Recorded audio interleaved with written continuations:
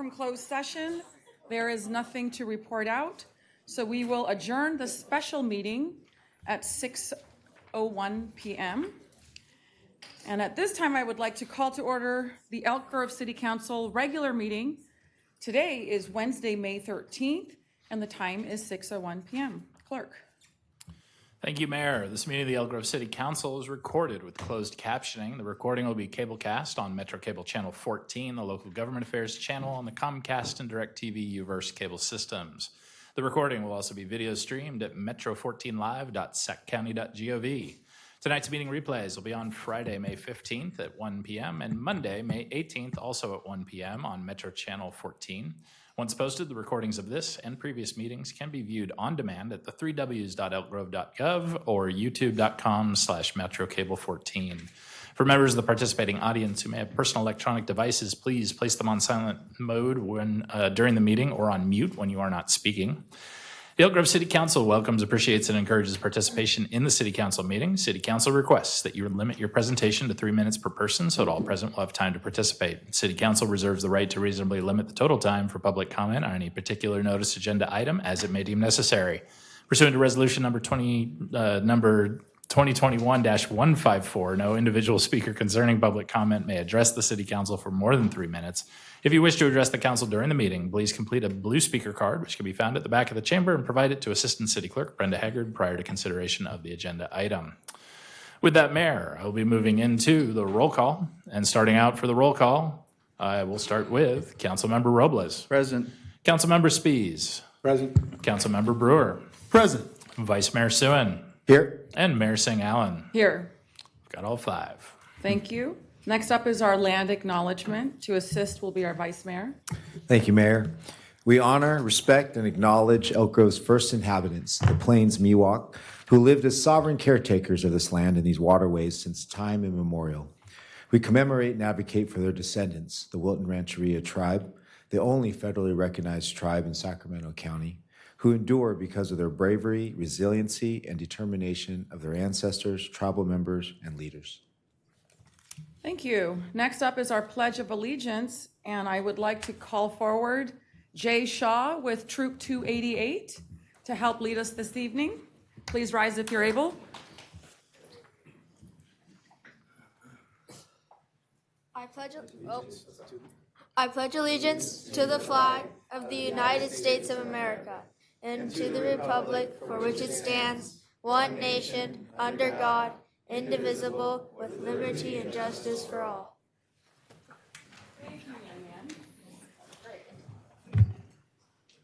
All right, at this time, please join us for a brief moment of silence. All right, thank you. Next up is our approval of the agenda. May I get a motion? So moved. Second. All those in favor, please say aye. Aye. Thank you. Next item, please.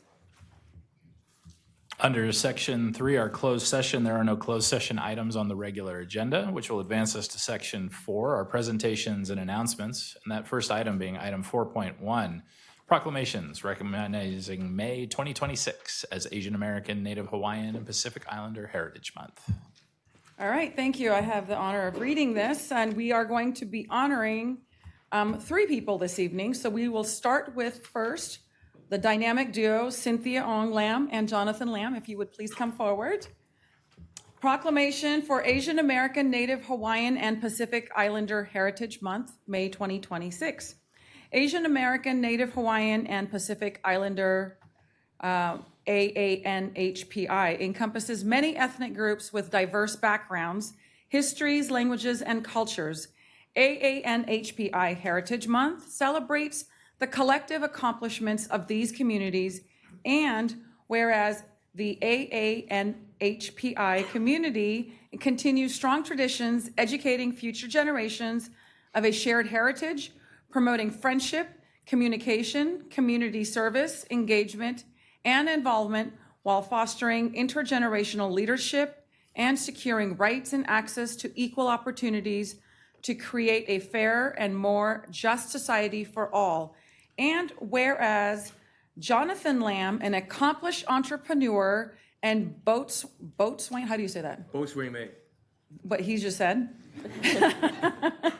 in the U.S. Coast Guard Reserves has dedicated over 30 years to the food and hospitality industry, ultimately blending his diverse experiences in aviation, military service, and culinary arts to establish Skyport Restaurant and Bar. And whereas Cynthia Ong Lam, through her transition from the world of pharmacy to the food industry, has successfully bridged the gap between healthcare and the culinary arts, utilizing her background in wellness to nourish the community. And whereas together, Cynthia and Jonathan co-founded the award-winning Pegasus Bakery and Cafe in 2016, a cornerstone of the local economy recognized as the 2023 Business of the Year, where they continue to foster community growth in Elk Grove through their steadfast commitment to quality, cultural diversity, and exceptional guest experience. Now therefore be it resolved that the City Council of the City of Elk Grove hereby affirms and proclaims May 2026 as Asian American, Native Hawaiian, and Pacific Islander Heritage Month in the City of Elk Grove and recognize Cynthia Ong Lam and Jonathan Lam for their outstanding contributions, steadfast commitment to Elk Grove's economic and continued community support. Signed this day, May 13th, 2026. Jonathan and Cynthia. Thank you. The floor is yours. Would you like to say something? Yes, thank you everyone for your support. We are here to build a restaurant, and not just a restaurant, it's more like a community service. We want to build a place to connect people with culture, story, and food instead of conflict, hate, or even war. If you notice our logo in Skyport is an anchor and a wing. Means that we always need to have anchor in life, God, family, and community. And the wing means that each generation should have their own direction and fly high, but don't forget where you came from. Elk Grove is our community.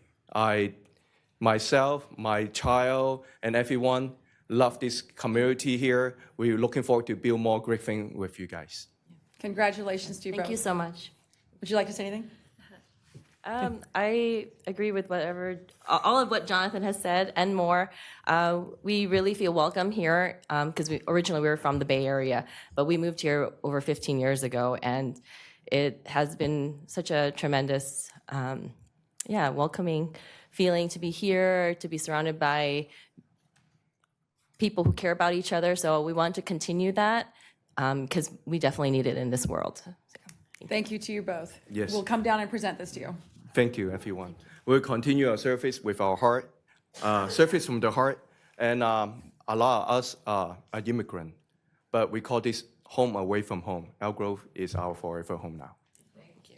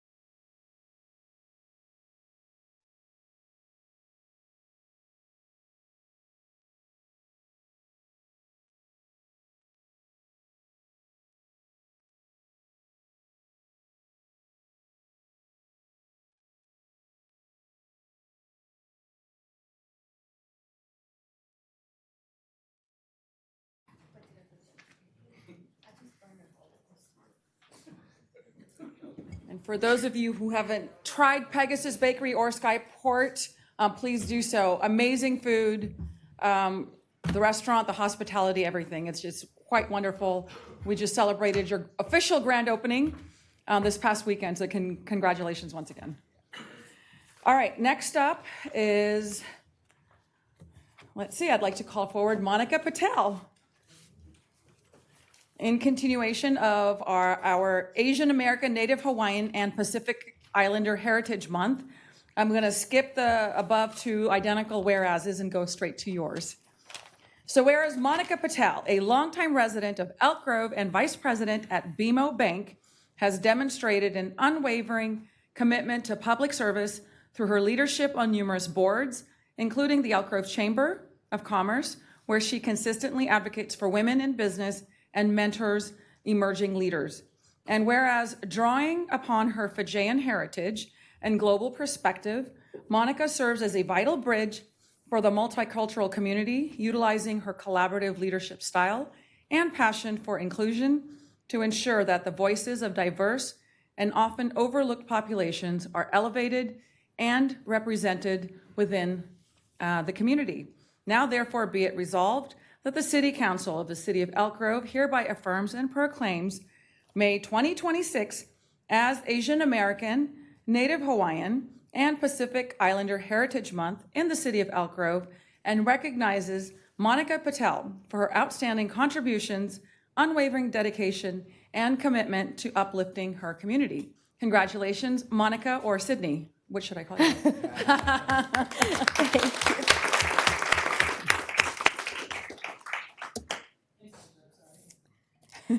I do have a Please. few words to say, but I'm going to call Yeah, two very you could- important community leaders to the podium, if I may. Please.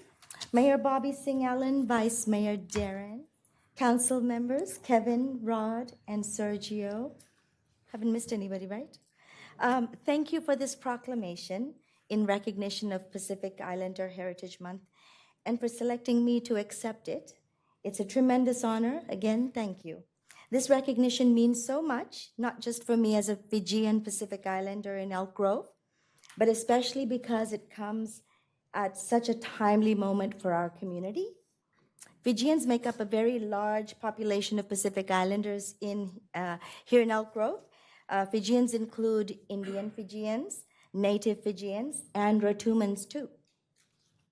We have just established the Fijian Association of Sacramento Region, also known as FASR, and I am incredibly proud to accept this on behalf of our growing and united community.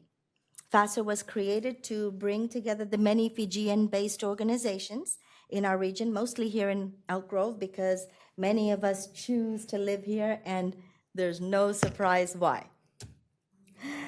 Through collaboration, we aim to support one another, promote each other's efforts, essentially serve as extra pair of hands, and honoring our heritage, building community, and empowering our generations.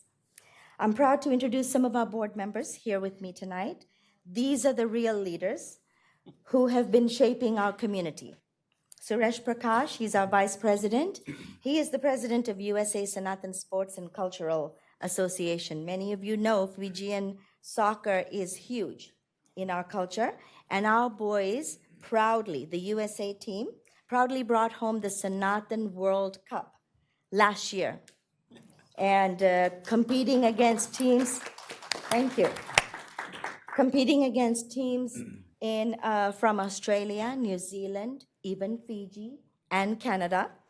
And next year, they'll be defending the trophy, the championship trophy in Australia. So he's responsible for that. This is board member Raj Naikar. He represents the Sangam community, which is a very, very prominent community, Fijian community here in the Sacramento region. And they've been serving for over 36 years. And the Sangam community continues to lead in culture, service, and most importantly, education. So I'm really proud to introduce the two of them to you. We're excited to continue building momentum, and I would like to extend an invitation to all of you. It's in your inboxes today. I don't know if you've seen your emails, but we're having our first event. It's called Girmit Remembrance Day, and it is to acknowledge and remember the Indians who arrived in Fiji on May 14th, actually it was today, over 120, 30 years ago.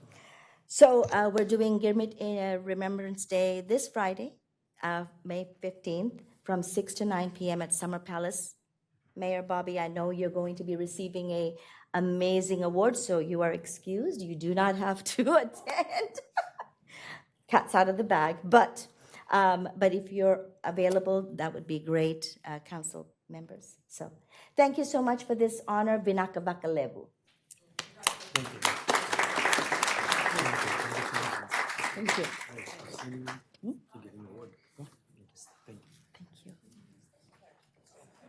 Come, we'll take pictures. We'll take pictures, yeah. We gotta take pictures. We gotta take pictures. Congratulations, Fred.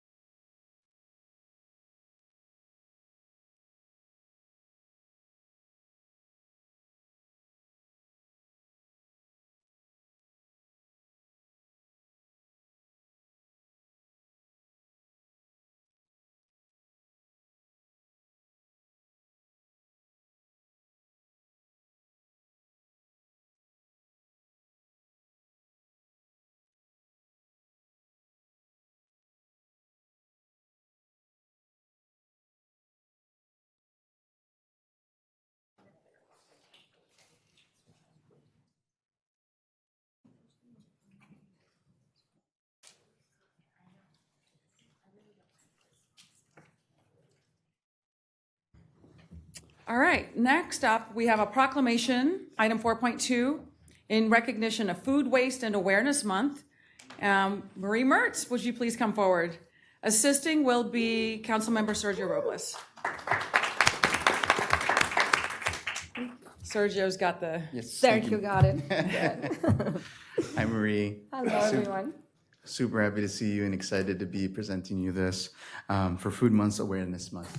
So, whereas wasted food is significant environmental and public health issues on local, state, and national levels, with an estimated 30 to 40% of the total national food supply thrown away in landfills. And whereas there's an opportunity to recover, redirect edible food to nourish our Elk Grove community members who are experiencing food insecurity, along with the estimated 22% of all Californian households, according to the California Association of Food Bank.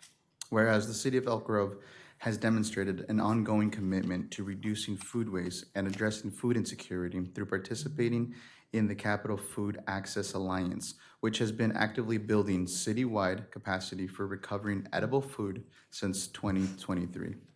And whereas when food is no longer fit for human consumption, there's an opportunity to divert inedible food and food waste through the mandated organic collection program to reduce the emissions in landfills.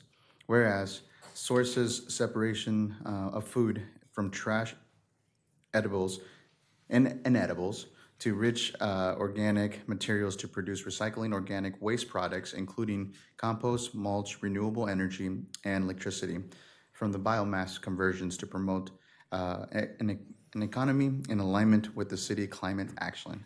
Therefore, let it be resolved that the city of Elk Grove hereby affirms and proclaims May 2026 as Food Waste Awareness Month in the city of Elk Grove, and encourages all residents and business to help reduce food waste to make the city of Elk Grove more sustainable community. Signed this day, the 13th of May, 2026. But I just wanted to say, because I'll give you the floor right now, but I just wanted to say I was able to tour you actually providing foods for our community and actually utilizing edible food to provide that service. And it was amazing to see that. And I just want to say thank you for all your hard work that you've been doing and pouring into the community. So now the floor is yours. Well, I want to say thank you very much for the opportunity to be here. I just want you to visualize Monday is my day off, and everybody that knows me, my happy place is in the beach. And happened to be San Francisco. So I was on the beach, enjoying the view, and I want you to see the story. This perfectly dressed gentleman is looking into the garbage next to me, and I really thought maybe he's recycling and looking for something. What it broke my heart is that he was looking for food. When we think about trash, what is garbage to somebody else, it can be the food that can feed so many people facing food insecurity. Especially in this time, Just think about it. You don't have to be a homeless. You don't have to be unemployed. You can be just a regular family with less income to buy you food. Food waste is a serious problem. We live in the United States of America when we think that plentiful and the biggest production of food goes in here. But do we know that a lot of that is statistics? A lot of those numbers of food never reaches the people because we have so many programs or consequences of politics that food becomes not a priority. Every person deserves to eat, no matter what. And actually, food is what makes us who we are. We all need food to survive. We all need food to celebrate. We all get together around food. So this proclamation, we've been doing this for the past 3 years, and I want to say thank you very much for continue doing that. But remember what I mentioned, a piece of paper mentioning or declaring this is an incredible thing. But I mentioned that we needed action, and we needed collaboration. We all need to participate. If we all do a little bit at a time, we can get somewhere. Together, we can change the world. I'm not doing it alone, and I want to say thank you very much because City of Elk Grove has something to do with this. Thank you for the Capital Food Access Alliance and Food Abound. I have Kimberly and Mike that are an integral part of helping me to make my food recovery project more impactful. I just want to give you a little bit of statistics. We got a grant, and because of that, the efforts that we've been doing for 12 years, now we can reach people 3 times a week. Our pilot program has demonstrated that we can change things a lot. We have recovered in 5 months almost 12,000 pounds of food. We are feeding people 3 times a week, an average of 200 to 400 to 300 meals. So far, we have more than 11,148 meals. We've been saving almost 115,000 pounds of food from my little kitchen on the past 12 years, giving it to a local farm to feed his chicken as a chicken feed. And I'm put me in wonder, why it's taking us so long to do this? But it's never too late. I want to encourage other local businesses to try to do the same. If we all try to buy less as a citizen, if you're not going to use it, can we give it to somebody else in need? Especially there's vulnerable populations, our seniors are in high need. So I want to say thank you very much. And I just wanted that we think about food every time we see it with a different perspective. What we don't eat is somebody else's dinner. Yeah, thank you very much. Thank you, Marie.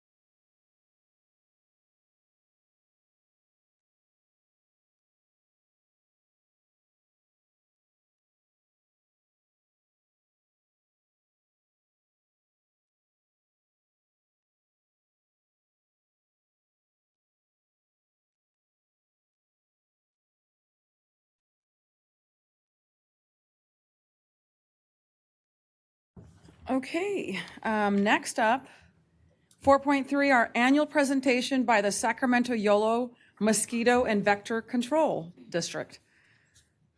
Hello, Steve.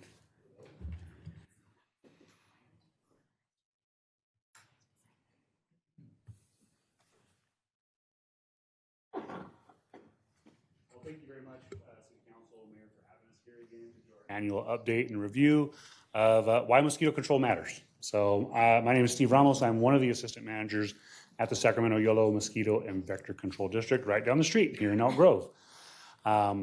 Up and down the state of California, there's about 60 districts that are similar to us in size, and we are typically found around populated areas and agricultural areas, helping public health control mosquitoes and vectors that can transmit diseases. So we like to start out the presentation typically with our mission, which is to provide safe and effective economical mosquito control. But really what that means is we want the folks in our communities to be able to enjoy their life, to stay in their backyard, have family barbecues, take long walks on the trails that are provided for them without getting, bites or itching, or, some folks are allergic to mosquitoes, and just be able to enjoy the outdoors and, all the opportunities that provides. And even more importantly than that, we don't want anybody to get sick. Mosquitoes are extremely competent vectors of different diseases. West Nile virus is probably the most notable here in the area. It's been here for a while. It's what we battle every year.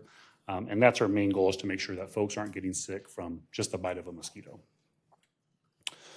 So the presentation is really timely. Mosquito season is here. It's really just starting now, right? In May, we just had some really good rains. Now we have beautiful weather. The weather today was nice and warm. The last couple of days has been just gorgeous outside, and mosquitoes love it because that rain has set down pots, buckets, things like you see here in this slide, and that's what mosquitoes need to breathe. They need that stagnant water. They will get a blood meal from a bird or a person. They find that stagnant water, they lay their eggs. It could be an egg raft that can contain 150 to 200 eggs. They hatch within 5 to 10 days, and then that cycle starts all over again. And they're very hard to get rid of. And of course, with all those mosquitoes and biting birds comes the threat of West Nile. West Nile is an avian disease, so they bite the birds that are carrying the disease, and then they can vector it to people. So big concern for us.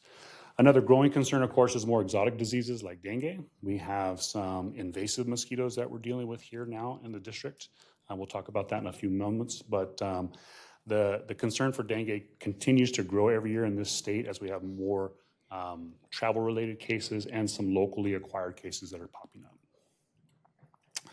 So this slide just kind of gives you an overview of some of the sources that we deal with, some of the areas that mosquitoes are breeding. Sacramento Yolo District is kind of known as a rice district. Between this county and Yolo County, the areas produce about 40 to 50,000 acres of rice annually, which those are easy to understand. They're going to breed mosquitoes. They're very large. We know where they're at. We can treat them.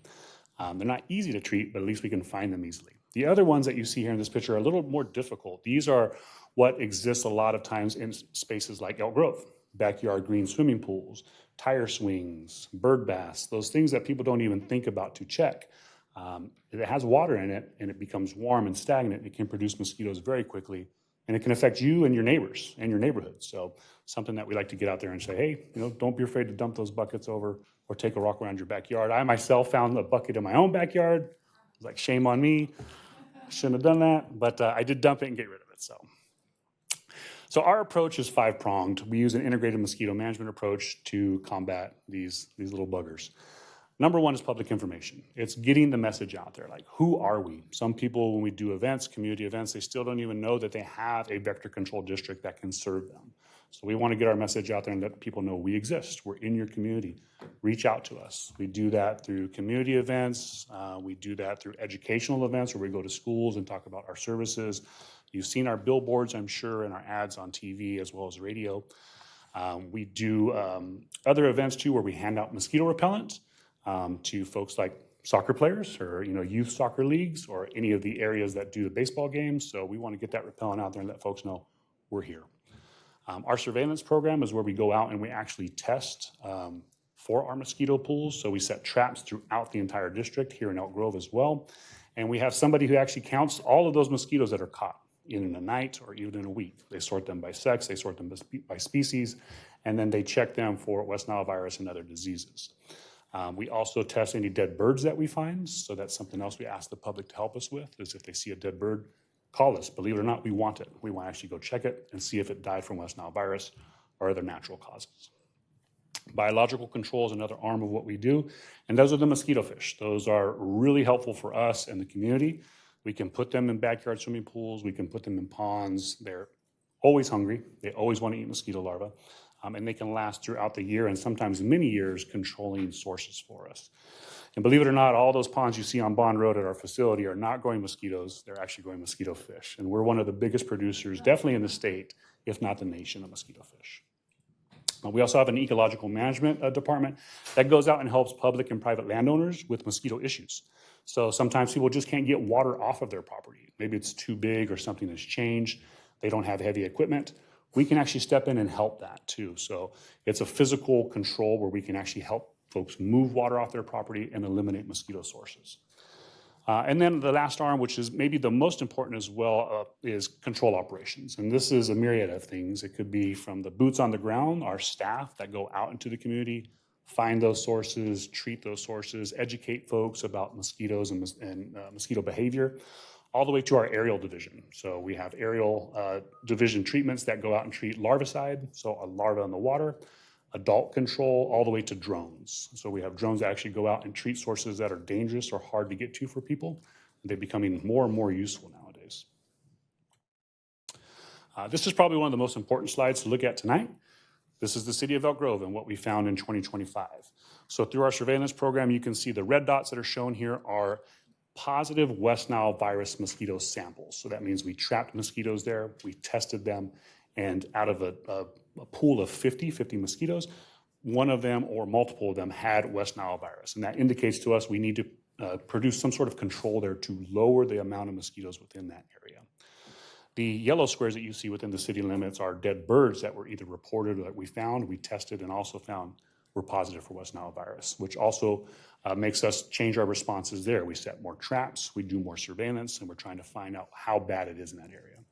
And then right outside the city limits too, you can see north and south, there were a couple of other dead birds and mosquito samples. So we're always keeping an eye on this and trying to see how the year is going. For the state, last year we had 113 human cases of West Nile virus, which is not good. It is down from the really high year of 2023, where we had over 400, but still we don't like these numbers anywhere in the three digits at all. A big goose egg would be much better. And something we like to point out with this slide too is that CDC recognizes that West Nile virus is severely underreported. So for every neuroinvasive case of West Nile virus that's reported, it's estimated that 30 to 70 cases go unreported. So that's where those potential cases show up there. It could be a lot more people out there where they get summer flu or West Nile flu. They just don't feel good. They go home, but maybe they were out at a picnic and they had mosquito bites. We like to remind people it's okay to talk to your primary care doctor about West Nile virus and, hey, maybe be tested for it. It's possible. Another emerging issue that we're dealing with now, as well as here in the city of Elk Grove, is our invasive mosquitoes. So the main culprits are the two mosquitoes at the top of those pictures there, Aedes aegypti and Aedes albopictus. Aedes aegypti are definitely here. They have a little bit of a foothold in Elk Grove, a really good foothold in the district. So we discovered them first in 2019. They are really good at breeding in very small cryptic sources of water in your backyard. Something as small as a bottle cap. If it's holding water, they can lay eggs and actually breed in something that small. So it's really hard to detect these and treat them. Elk Grove has what we call a relatively small infestation, but that never stays that way for long unless we get on top of it now. So we are aggressively surveilling these, trying to find out exactly how bad the populations are and treating them. And then like we talked about, one of the main concerns is that one, they're just really aggressive daytime biters. These guys don't wait until the sun goes down. They will bite you any time of day or night. And they're super aggressive around your legs, ankles, so there's very bad bites. And then, of course, they are extremely competent vectors of dengue, chikungunya, and Zika. Dengue is showing up more and more in the state of California with locally acquired cases, travel-related cases. Last year we had 193. Locally acquired, which means someone who was here, got bit by a mosquito, had not traveled anywhere, and then acquired dengue.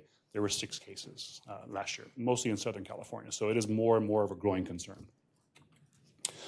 So to prevent this and kind of battle these mosquitoes, we're trying something new. We tried it last year for the first time for our district, and that's sterile insect technique, sterile males. The system or the technique's been around for a really long time, over 60 years, like with the MedFly. But this is where we use male mosquitoes that we release into a neighborhood, which sounds ridiculous, but male mosquitoes don't have mouth parts. They cannot bite you. So they have no danger of causing disease or itches or bites. They can be a little bit annoying because they'll fly around folks, but they won't bite. What they're going to do is they're going to mate with the female mosquito. Once the female mosquito mates with that male, she'll only mate once. She won't mate with any other mosquitoes. And then her progeny from that point forward will not hatch until she is deceased. So it can lower populations extremely quickly. We started a pilot program last year in South Natomas, a very small area.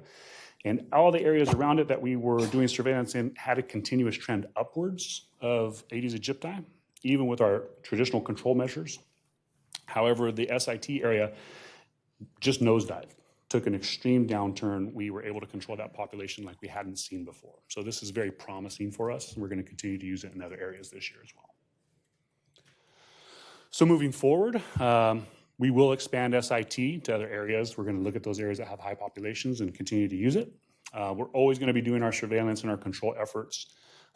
We definitely will explore more outreach opportunities. So if you have an event that you'd like us to come out to, please reach out. Luz Maria Robles, just call her, our public information officer. She'll be out there really quick. We'd love to do that stuff. Of course, we encourage the public to report any day-biting mosquitoes. That really helps us know where the issues are at before we can be there sometimes. Drain water on your property. That's our main message. It helps us out and it helps your neighbors out as well as yourself. And also go to our website, fightthebite.net. There's lots of good information there, but one that's really important for residents is that it is our notification system. So if you're curious about when we're spraying, where we're spraying, what we're spraying, and why are we spraying, if we are doing control measures, that system will actually notify you and let you know. So that way, if you don't want to be in that area, you don't have to be. And we try to give as much notice as possible when we have these issues arise. We get out there and try to handle it as quickly as possible, but notify the public at the same time.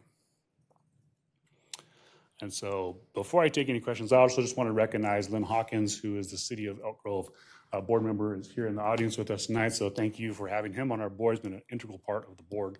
A couple of years, I think he served, maybe just a few. But with that, are there any questions? Thank you for your presentation. Any questions? Looking to the left? Seeing none. To the right? None? Great. Use Thank your you. mosquito wipes. All Thank right. you very much. Thank you. Bye-bye. All right, next up is item 4.4, proclamation recognizing May 17th through the 23rd, 2026 as National Public Works Week. I'd like to call forward our Public Works Director, Jeff Werner, and presenting will be our Vice Mayor.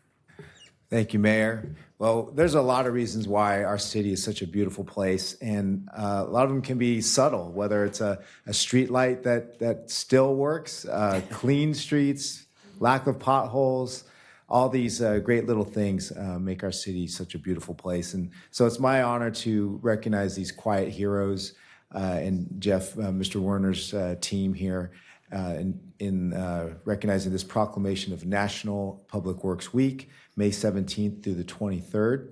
Whereas the public works services provided in our community are an integral part of our citizens' everyday lives, and whereas the support of an understanding and informed citizenry is vital to the efficient operation of public works systems and programs, such as fleet and facilities, recycling and waste, traffic, drainage and flood control, street maintenance, capital projects, real estate, engineering and construction, and whereas the health, safety, welfare, and the quality of life of the City of Elk Grove residents greatly depends on these services, and whereas the quality and effectiveness of these services, as well as their planning, design, and construction, is vitally dependent upon the efforts and skills of public works employees, and whereas the efficiency of the qualified and dedicated personnel who staff the Department of Public Works is influenced by the public's attitude and understanding of the importance of the work they perform.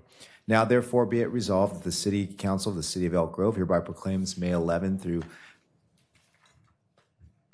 May 17th through 23rd, 2026 as National Public Works Week in the City of Elk Grove, and urges Elk Grove residents and civic organizations to acquaint themselves with Elk Grove Public Works services and programs. Congratulations, Mr. Werner. Well, thank you, Vice Mayor, for the kind words, and thank you to the entire City Council for this proclamation. I also want to thank the City Council, the City Manager, and the community for your continued support for the public works services that we provide to the community. The city is a well-run organization and is very financially strong, as we all know. However, you still have choices to make and choices in terms of what to prioritize for our community and for the quality of life of our community. And you, backed by the community, continue to prioritize public works in the choices that you make. It's the reason why we have an award-winning pavement management program. It's the reason why we have amazing transportation facilities, including streets and trails. It's the reason why we have great recycling and waste services for our community, as well as all of the other maintenance and operations services and capital projects that we deliver for the community. So thank you very much for that. National Public Works Week is really about recognizing and acknowledging the role Public Works plays in supporting the quality of life for our community. But also it's about the people that make it happen every single day. And I'm really proud to be the Public Works Director of an amazing team of qualified subject matter experts and individuals who work very hard every single day to make this community great. So thank you to my staff, thank you to the community and the City Council. And I also want to plug next week is Big Truck Day out at District 56 on Wednesday. It's an amazing event geared towards our kindergarten age children. So come on out. We got new hours this year, 9 a.m. Drop off your older kids and bring the little ones out. And we have some amazing giveaways planned and a scavenger hunt and opportunity to see all of the Public Works equipment and personnel that make it happen every single day. So I hope to see you all there. Thank you. Kindergarten will fit right in. Thank you.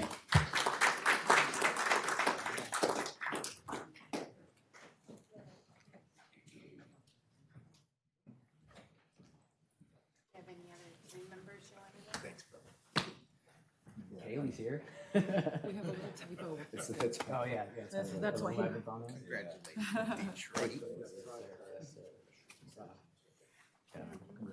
Thank you. You're just taking pictures of everything. You got a new career. I don't want to take a selfie.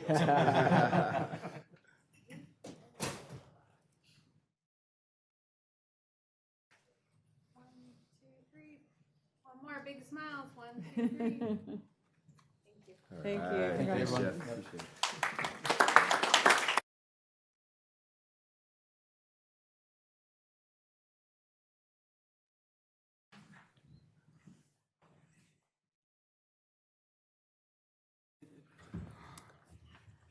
Okay, next up is item 4.5, proclamation and recognition of May. May is Bike Month, and this will be presented to our Trails Committee, and assisting will be Councilmember Kevin Spies. All righty, thank you, Madam Mayor. We'll wait for all the Trails representatives to come up here. All right. Thank you. It's good to see you this evening. All right, May is Bike Month, May 2026. So May is National Bike Month, promoted by the League of American Bicyclists and celebrated in communities from coast to coast since 1956, a chance to showcase the many benefits of bicycling and encourage more people of all ages and abilities to giving biking a try. And since 2004, May is Bike Month has been celebrated across the Sacramento region, El Dorado, Placer, Sacramento, Sutter, Yolo, and Yuba counties, and events are planned throughout the month to promote and encourage people to try bicycling for some of their trips. And whereas every day is a good day to choose riding a bike, but May is special because people want to get outside, enjoy our beautiful city in warmer weather, and enjoy Elk Grove's great trails and bike lanes for commuting, running errands, or recreation. And whereas a recent study found that when an individual replaces one car trip per day with a bike trip, that person reduces their carbon emissions from transportation by 67%. Just one small change in daily life, which contributes to a healthier future for our nation and planet.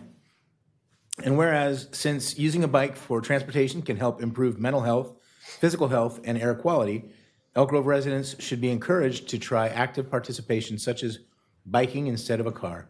And whereas celebrating May as Bike Month is simple, go for a ride, sign up on the NorCal Go app, check with local cycling clubs or our local bicycle shops to find other people with which to ride, or ride to District 56 for Cycle Your City Day on May 14th.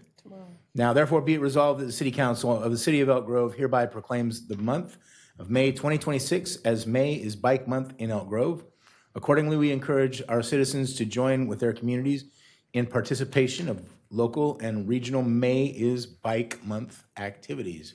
And I always know when summer's just about here, when we have the May is Bike Month presentation and the Fight the Bite presentation. That's when we know that summer's just about here. Yeah, the mosquitoes, right. So, please, you have the floor. I've got my 2 cents to say after this, so thank you for recognizing May as Bike Month. We encourage biking in all aspects, recreation, errands, commuting to work, different categories. It's a great way to get around, and it's a great way to stay off the road and enjoy our parks and highways and trails and all that good stuff. So I'll say my speech here in 2 minutes. So. All right. And I'd like to give a sincere shout out to all of you and the staff that make the Trails Committee work independent of that, because we have a wonderful network of trails and things that people can get out and bike in. Things are becoming safer, the green lanes, that sort of stuff.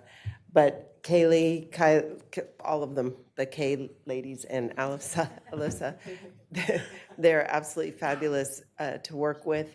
And when we did the Ride the City event, I'm not stealing too much of your thunder, sorry. When we did the Ride the City event, it was just absolutely fabulous to be around, your staff and to show them, what it is to get around in the city, and that they have done an incredible job pinpointing, and your GIS people now have destinations on the Bike and Ped map, so you can easily find your way around town. So really appreciate what you guys do. And then we've got a bunch of our biking friends in the audience, if they would raise their hands. Well, they can come up for the picture if you want them to come up with a picture.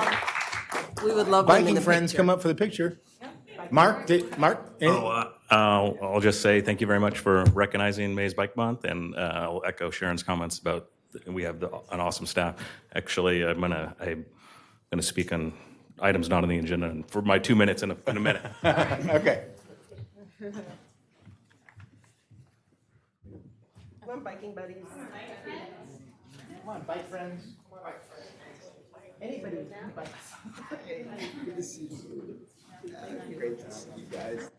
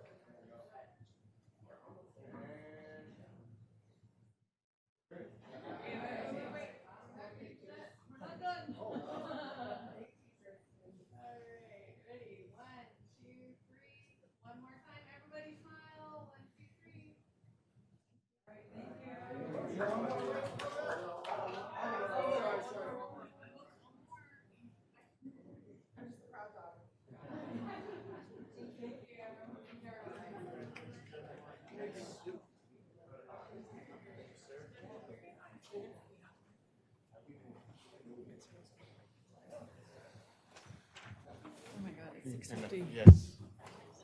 Yes. Okay. All right, next up, 4.6, our Trails Committee Annual Report.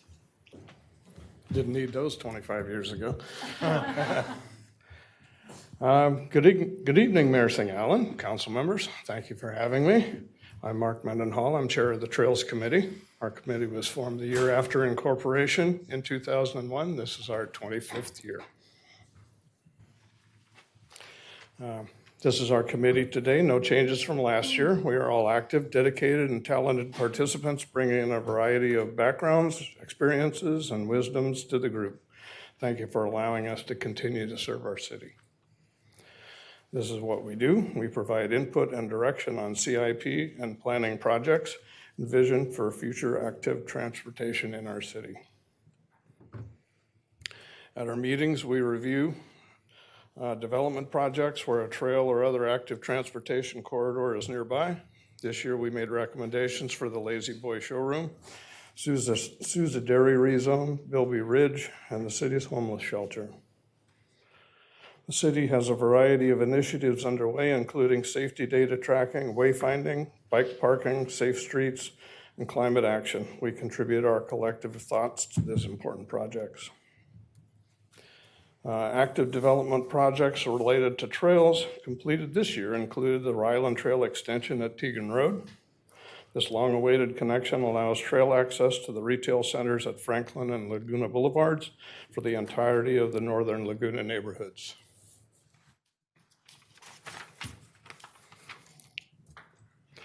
This new trail on the south side of Elk Grove Creek at Laguna Springs Drive finishes a very nice loop trail near the state offices on Longleaf Drive and the Laguna Gateway retail centers. Laguna Springs Drive was restriped from Laguna Palms Way to Elk Grove Boulevard to more clearly define bike lanes and highlight conflict zones with familiar green accents. This corridor is a key north-south bike route connecting our city. The existing Laguna Creek Trail from Lewis Stein Road along West Ogden Boulevard has been resurfaced with bike and pedestrian access points better defined in preparation for the extension of this trail over State 99 next year. The city is in progress on bike lane striping on collector streets all around town. This better defines internal bike routes and, most importantly, has proven to slow vehicle traffic within neighborhoods. Better defined bike spaces creates a safer experience on two wheels. Keeping with the concept of safer bikeways where room permits, the city is inserting separated bike lanes to provide a buffer between vehicles and cyclists. Studies have shown reducing the lane width, even with just paint stripes, reduces vehicle speeds. In this case, an improved perception of bicycle safety reduces stress levels for everyone. As development continues in the Southeast Policy area, we are seeing a large and comprehensive expansion of our trail system. These are just some of the connections so far. Surface repairs and restriping on several trails around town are underway. Tree roots, erosion, and wear and tear are being addressed. That's a good thing, and we are pleased that the city takes note and corrects these issues. These are the Power Line and Lower Laguna Creek trails. The city placed major emphasis on finishing the Laguna Creek Interregional Trail System. I always screw up that one. Beginning at some 15 years ago, stemming from an agreement with the East Lawn to place a connector trail along Laguna Creek and over State Route 99. And now here we are, shovel ready to go. A new connector is due for bid and construction this year, which will complete the Elk Grove side of the Laguna Creek to the existing trail at Lewis Stein and Bighorn. Improvements along Bruceville Road are included. Red is existing trail both in Sacramento and Elk Grove. The new additions are in blue. The bid for the drainage service road and future trail west from the Camden Spur has been awarded and construction will begin soon. This year is shown in blue, with the new bridge targeted for next year over State Route 99 shown in green. A project to extend the trail under the Waterman Bridge at Bond Road is moving forward with design and feasibility studies underway. This will create a grade-separated connection to the now isolated trail segment in the Clark Farms and Tributary Point areas to the rest of the city trails.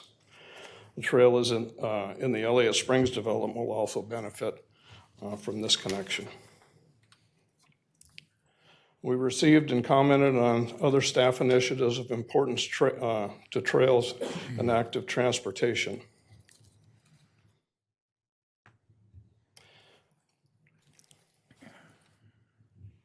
We created our minor CIP project recommendation log in 2019 to help staff prioritize small projects that have a big impact on trail usability.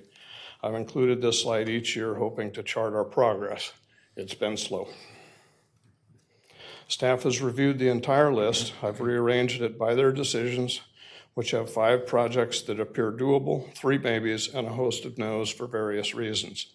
As we stated before, all of these recommendations have merit around making our city more bike-friendly. Some were deemed not so minor, others just not worth the effort or expense at this time. We'll leave the list as is and add to it as ideas surface. Staff will be able to reference for future initiatives should direction occur. I've included this slide a few years. We are seeing some needed policy movement. When it comes to real world, it's looking more like this. The explosion of everything you can imagine has changed our world rapidly. Many challenges lie ahead in regulation, enforcement, and safety.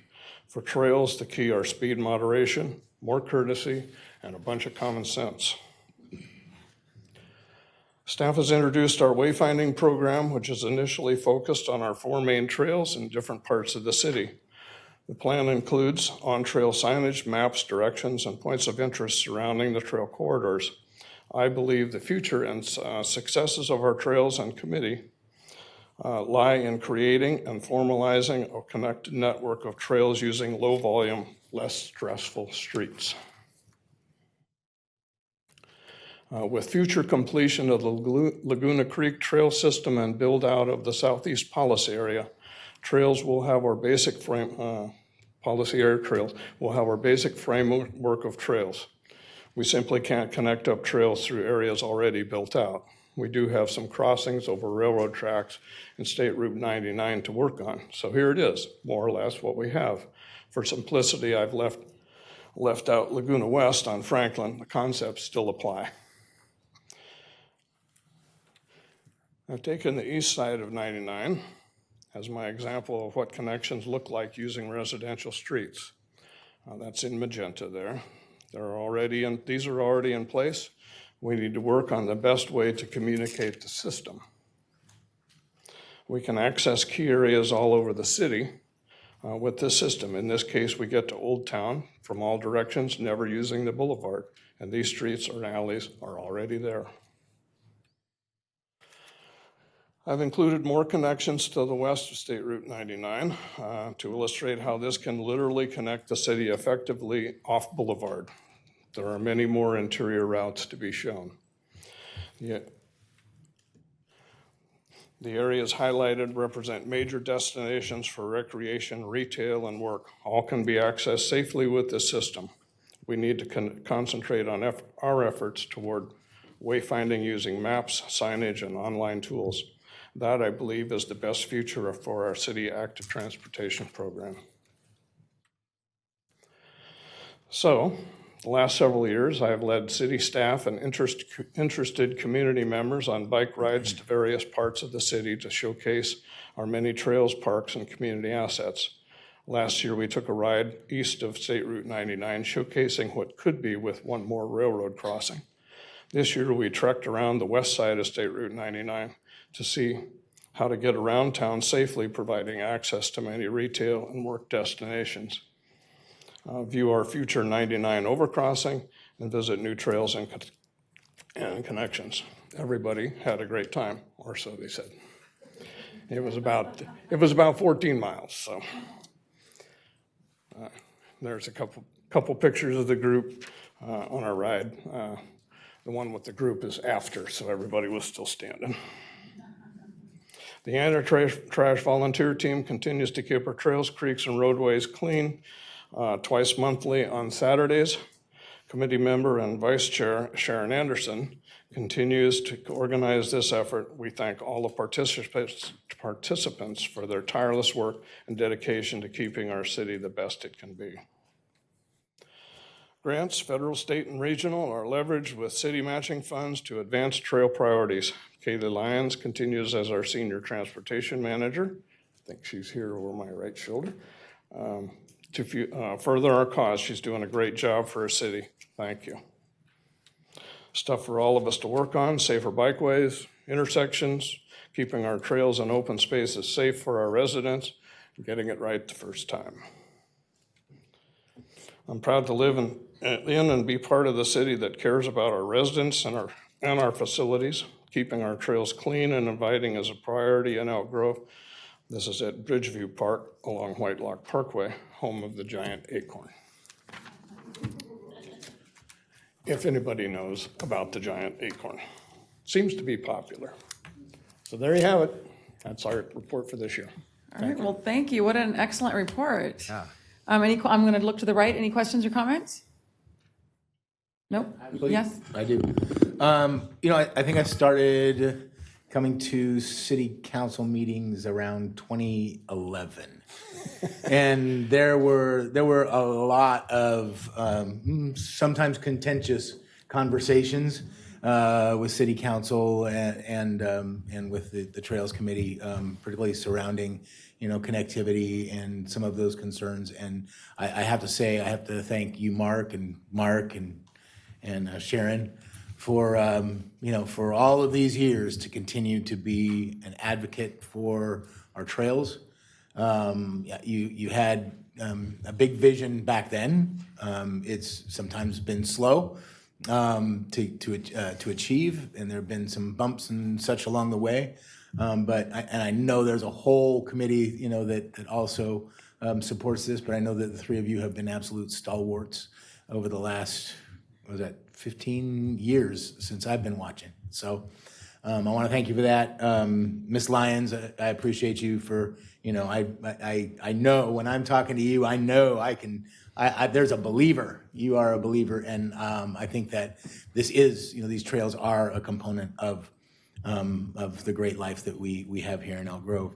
And with that, since you brought it up, I think one of the groups that keep really good control on the beauty of our trails is the anti-trash group, and this is certainly a good opportunity to thank them for their service and their volunteerism and their devotion to it. They've been doing that now, like every weekend for like 6 years now. It feels like. So anyway, big thank you to the Trails Committee, because I think you're helping to advocate for a system that people are really enjoying, and I don't know that they fully appreciate the work and effort that you've put into it. So thank you very much. Thank you, Councilmember Spies. Looking to the left, any questions or comments? Yeah, Vice Mayor. Thank you, Mayor. I want to echo those sentiments, Councilmember Spies. All of you have been involved for so long, and you always reminded us as we were building out every subdivision the importance of trails and the bike network, and how any subdivision, how it was going to affect trails, or if we'd incorporate something in there for the bike community. So also want to thank you for all these years, and you're seeing firsthand how long it takes. We admittedly things do happen slow, and so it's not just bike trails, but a lot of the things we try to do. So really appreciate your work, because it takes that commitment and dedication for you to get things done. I want to call out what I saw on this slide, the work that you did to demonstrate what needs to get built, the network that needs to get built to connect these places of interest, these senses of place. And I'm going to ask staff to take note of that, because I think we should bring this back as part of one CIP item, like the whole network. And I would like to bring it back so we could talk about it at the appropriate time when we're talking CIP and things. But I think that would be, I've never seen it communicated like that, what you drew on there. And I think it'd be worthwhile for us to invest in that basic network. I think it would be a great amenity for our city. It has to be. I rode San Francisco back in 2004, and they had a map that was specifically for bike, and it was very interesting. I mean, they actually had shaded colors of the bike routes depending on how steep the roads were. We don't have that issue here. Right. Yeah. But, it was very interesting. And they had bikeways that used less stressful streets. And if you can imagine biking in San Francisco, I mean, it sounds insane. Yeah. But, when you use the bike map and the secondary streets, it's not so bad. Yeah. It's Yeah. not as good as here by any means, but it is a beautiful city and that sort of thing. So it is possible. And, Yeah. And my biking group, most of the folks that were here tonight, we ride those routes all the time. We never ride on the boulevards. Yeah. And we ride all over town.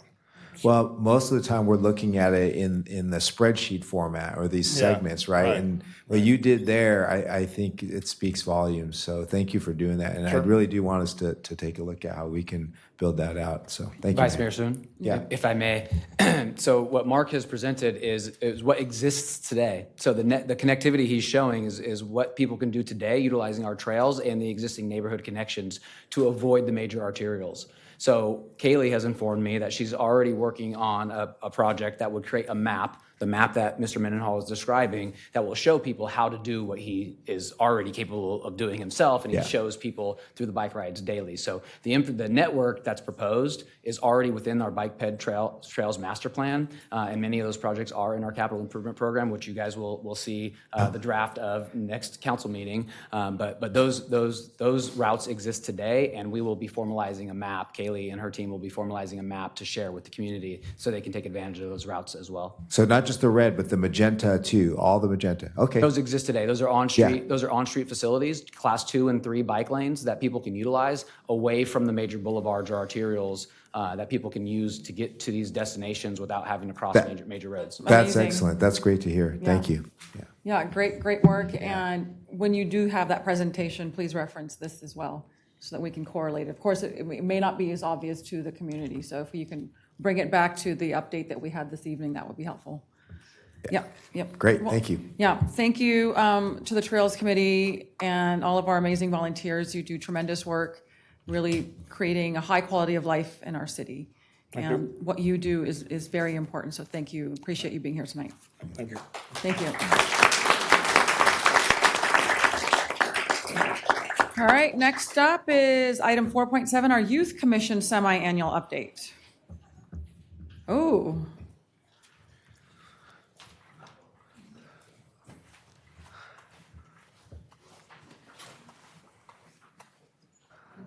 Oh, great to see them all. Yeah. I know.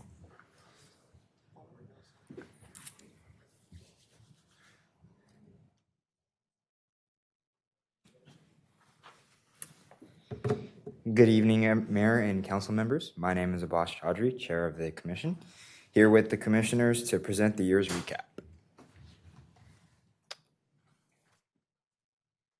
Good evening, Mayor and Council. My name is Kara Hughes. I'm the Vice Chair, and it has been an honor to serve as the Vice Chair of the Youth Commission. So for our year in review, we started with our Youth Commission retreat in August, where we met our new commissioners. We then had our first event, which was the Mental Wellness Walk, which supports the youth's mental health in our continuing journey to do so. We were delighted to have the mayor visit our February meeting and had a great discussion. In February, later on in the month, we had our college and career readiness event, helping the youth with financial situations. Our Family Fun Day had an excellent response once again, which was held this past April. And a few of our youth commissioners attended the California Youth Empowerment Commission Forum and had a great time there, learned a lot about expanding the Youth Commission and gaining more resources to do so. This year, we developed our social media outreach more than in years past, and our communications officer worked very closely with the city's social media expert. Currently, our food drive is going on right now. We have a bin just outside the chamber doors, so anyone that would like to donate still, the event ends this Friday, the 15th, and I will pass it on.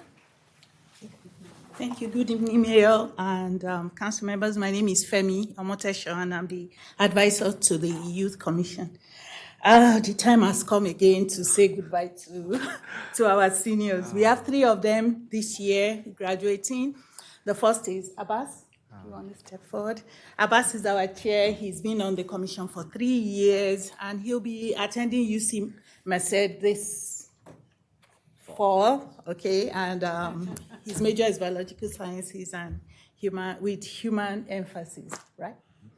Thanks. We're going to miss you. Next is Kara Hughes.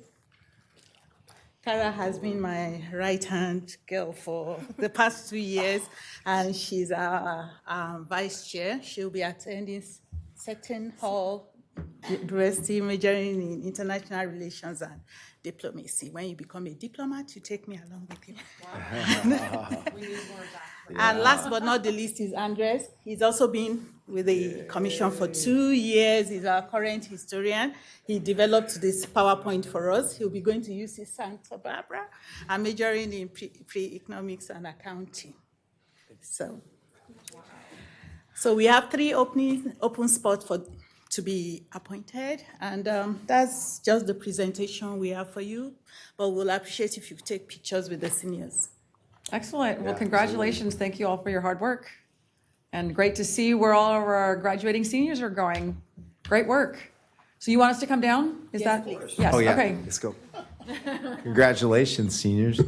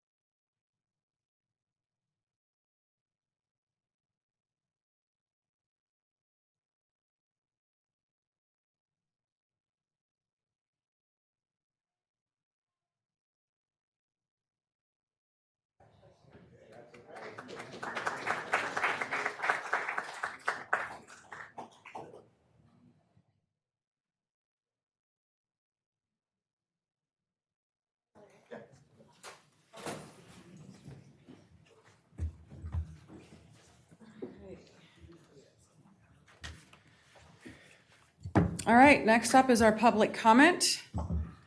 I will officially open up the public comment opportunity. Oops. We'll start with Anthony Robertson Sr., followed by Valerie Scrubs.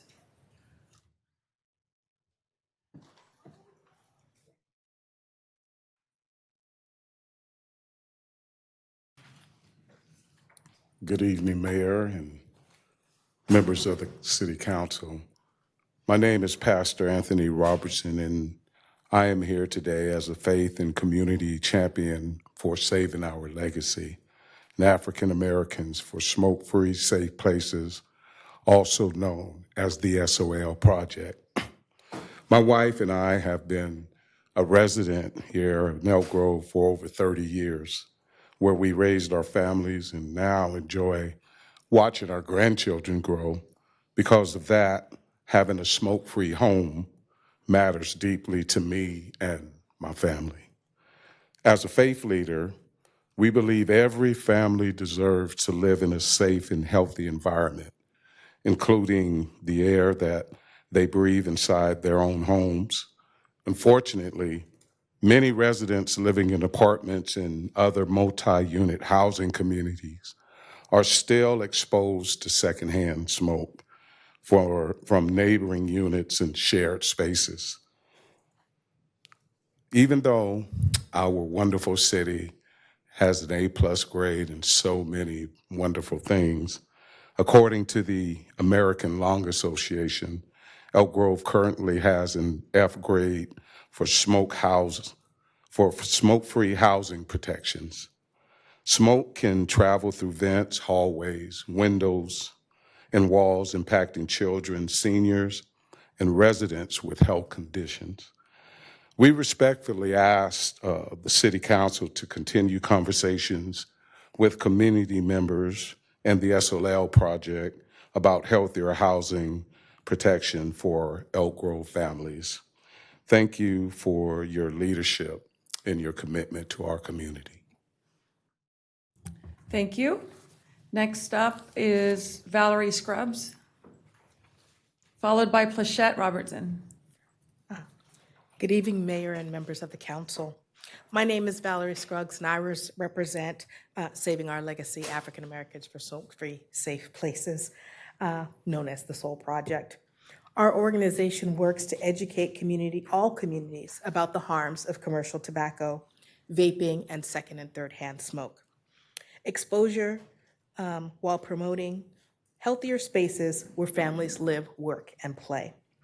One of our major priorities is smoke-free multi-unit housing because many residents are exposed to smoke even when they don't smoke themselves. In apartments and other shared housing environments, smoke and vape aerosols can travel through ventilation systems, hallways, balconies, windows, and shared spaces, affecting neighboring families without their consent. This exposure can impact respiratory health, heart health, and overall quality of life, especially for children who may crawl on the floor, seniors who may have vulnerable immune systems, residents with chronic illnesses, and even our pets. Families often tell us that they feel powerless when smoke drifts and enters into their home, and they have nowhere else to go. Today, this issue extends beyond cigarettes. Residents are also concerned about exposure from cigars, cannabis smoke, and vaping products. Regardless of the source, families deserve the ability to breathe clean air in a space that they call their home. The SOUL Project believes community engagement and partnership is essential to addressing these issues. We're not here to impose solutions. We're here to listen, to gather public input, to collaborate, and to help elevate community voices. We're especially concerned about the Elk Grove currently having an F grade from the American Lung Association. We believe this presents an opportunity for meaningful dialogue and positive change. We came out tonight to introduce ourselves to you, and we respectfully request opportunities to meet with you all to learn about your perspectives, your concerns within your districts, and to create strategies that can better protect families from secondhand and third-hand smoke exposure in their homes. Thank you for your time, your leadership, and your consideration. Thank you. Thank you, Valerie. Next up is Plachette Robertson, followed by Mark Doty.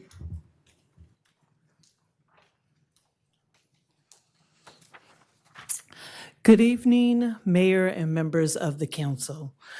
My name is Plachette Robertson, and I also represent the SOUL Project. For many families living in apartments and shared housing, smoke exposure is more than an inconvenience.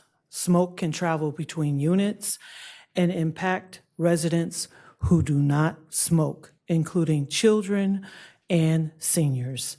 There's also growing concern about third-hand smoke, which is the toxic residue left behind on walls, carpets, and surfaces after smoking or vaping occurs.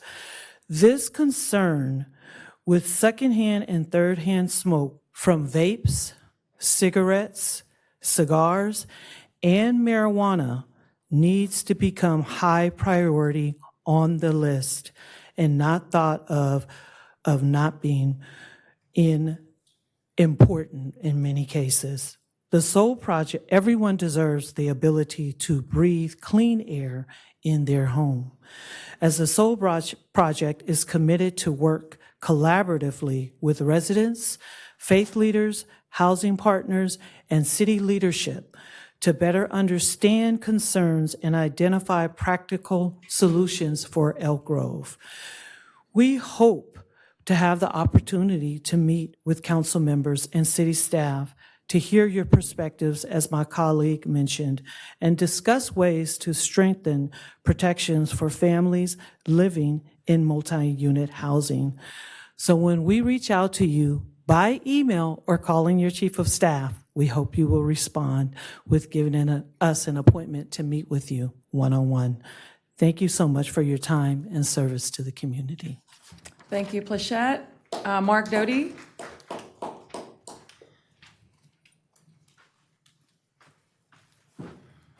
Good evening, Mayor, Vice Mayor, and council members. Mark Doty, as you know, I'm on the Trails Committee.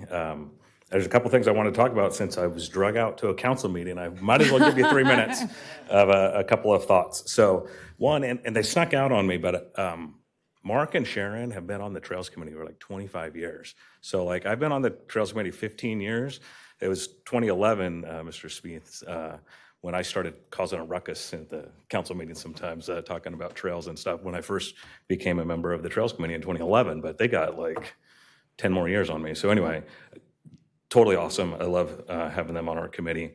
A couple things I wanted to talk about is, and just thank our city staff. So the concert that's happening this weekend, we're at the Luke Bryan concert. There's a lot of chatter online about traffic and biking, and I throw some biking comments on there. And I don't know who it was at the city, but they've responded and created, got some bike parking available at the concert because I live over in that neighborhood and I was gonna get tickets. I did not, but I would have biked there because we have a trail right along Grant Line Road that takes you right there. I would encourage anyone that's going to the concert to ride their bike there. I think you will save yourself a lot of headache with traffic. I know our police department is all over it, but it is a small, there's just gonna be logistic problems, I'm sure. Ride your bike, I would encourage you. And then also, as you guys know, one of your colleagues, Miss Kara Reddig over here, is going to be leaving our city, going to the city of Lodi as their city manager. And I've known Kara for 20-ish years, and she is the reason I'm here because I would talk her ear off. This was, again, 15, 18 years ago about the trails and so on. And she's works at the city, and she's like, you need to apply to be on the Trails Committee. You're so passionate about this. So, Jason, you're gonna have big shoes to fill with Kara. I know she's been here a long time, and I know she's got, I think, one more council meeting, but I just wanted to recognize her as well. And I'll still continue to see Kara. We're friends from church. And then lastly, in the just last few seconds, I wanted to just mention, and again, they're gone, but the Youth Commission, they're awesome. We're in good hands in the future, seeing those, young 16, 17-year-olds and what they're doing and where they'll be, sitting in your seats or on my committee in the future. So anyway, that's all I wanted to point out. And I sure hope the concert is a success. I think it's a really cool event. Like, I wanted to go. I'm not a country music fan, but just because it's an event that doesn't come to Elk Grove very often. So anyway, I hope it goes very successfully, mostly with the traffic, and again, ride your bike there. So, all right. That's a thought, ride the bike there. All right, thank you, sir. Next up is Lynn Weed, followed by Mark Graham.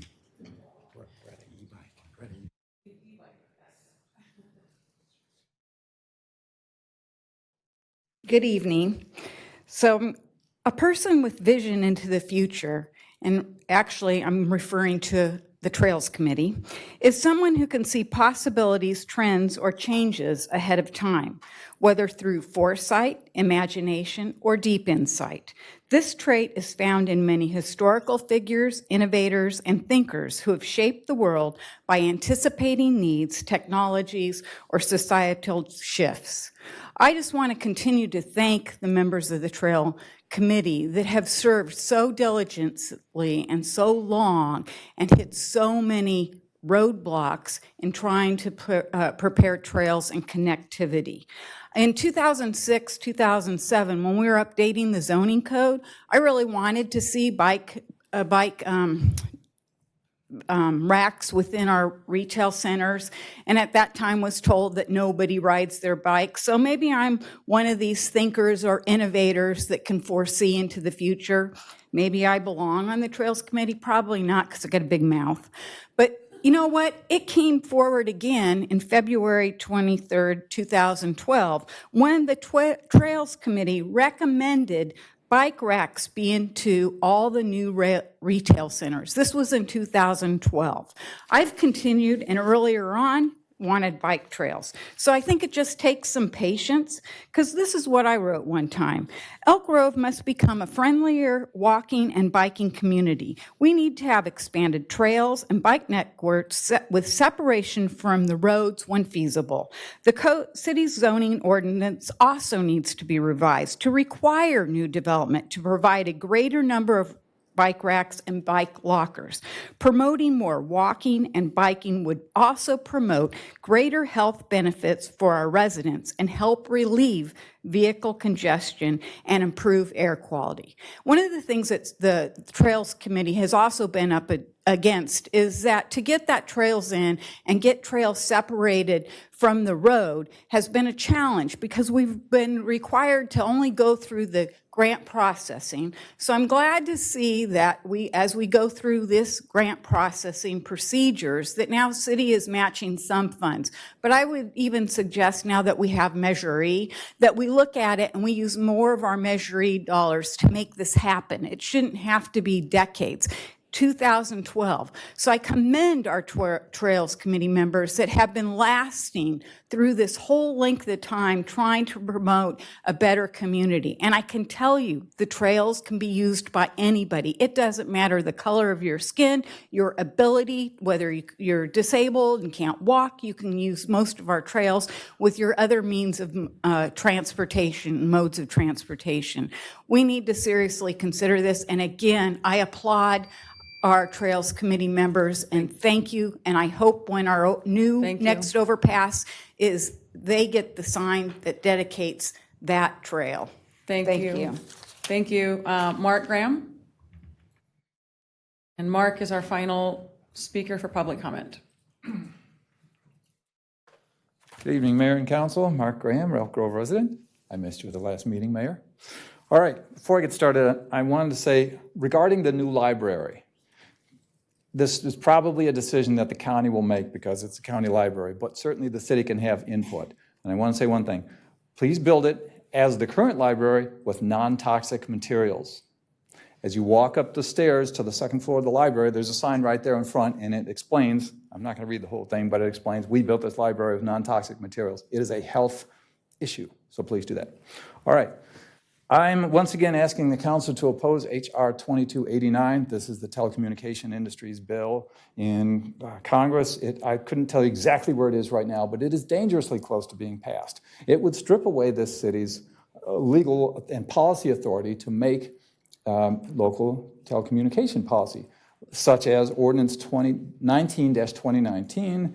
Vice Mayor Suen, you're the only person remaining from the council during 2018 and 2019. But as you remember, the council worked and the staff worked very hard for 19 months, negotiating with AT&T, which wanted free rein, and also listening to residents, and put together something that's in the municipal code now that set up a permitting process so that the telecommunications companies, they can get enough permits and they can install enough antennas that we can all use our handy-dandy phones, which we're all addicted to, or at least I am, but without sticking the things in front of people's homes.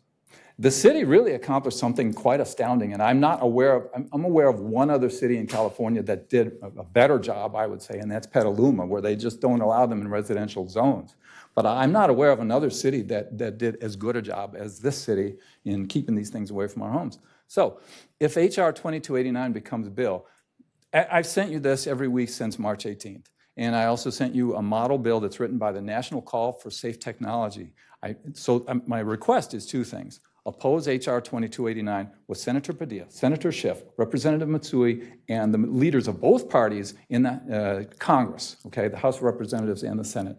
That's part one. And the part two, the National Call for Safe Technology is a coalition of local grassroots organizations all across the country that meets, and they have put together a bill which they would like for somebody in Congress to introduce and sponsor and co-sponsor, and it would basically it would protect state and local governments from having your power stripped away, which HR 2289 would do, and it would protect people from having these things stuck right in front of our houses. You can't regulate on the basis of health effects, even though it's a health hazard, but you can regulate on the basis of the aesthetic impact. The city decided in 2019 that you don't, for your opinion of the aesthetics is you don't want these things up and down our residential streets.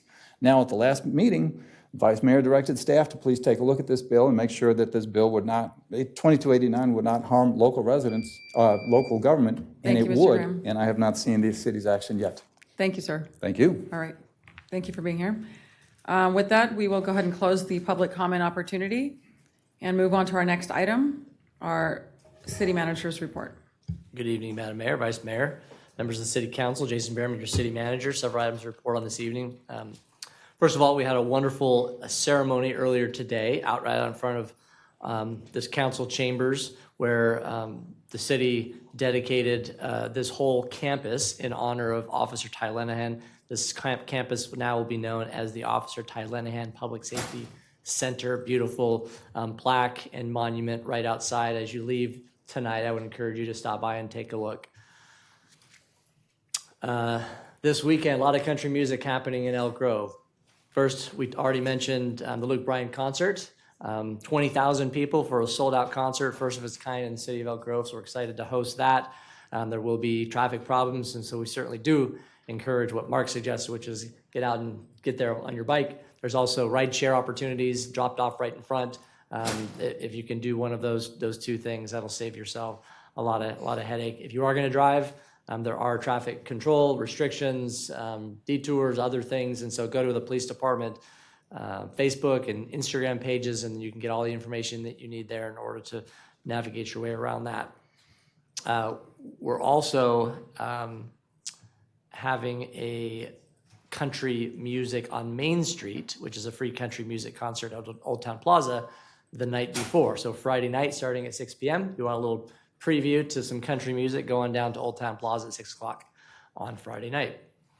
Just a reminder, the city has launched its National Community Survey. We do that every 2 years.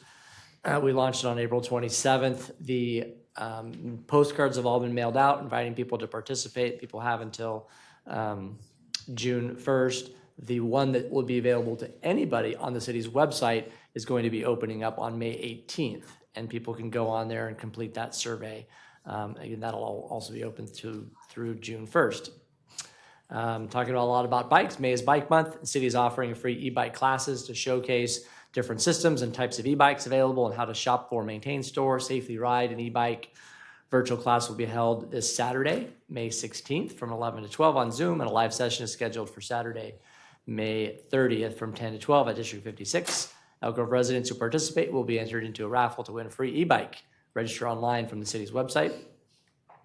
We have our Big Truck Day coming up on May 20th from 9 to 1 p.m. at District 56, geared for younger kids, 2 to 6. Event is always a big hint with staff and vehicles to really have a great time and learn about some of the great things that our Public Works Department does in providing services to our community. So activities, entertainment, special photo places, a lot of food available for people who want to come and take their young ones out to that event.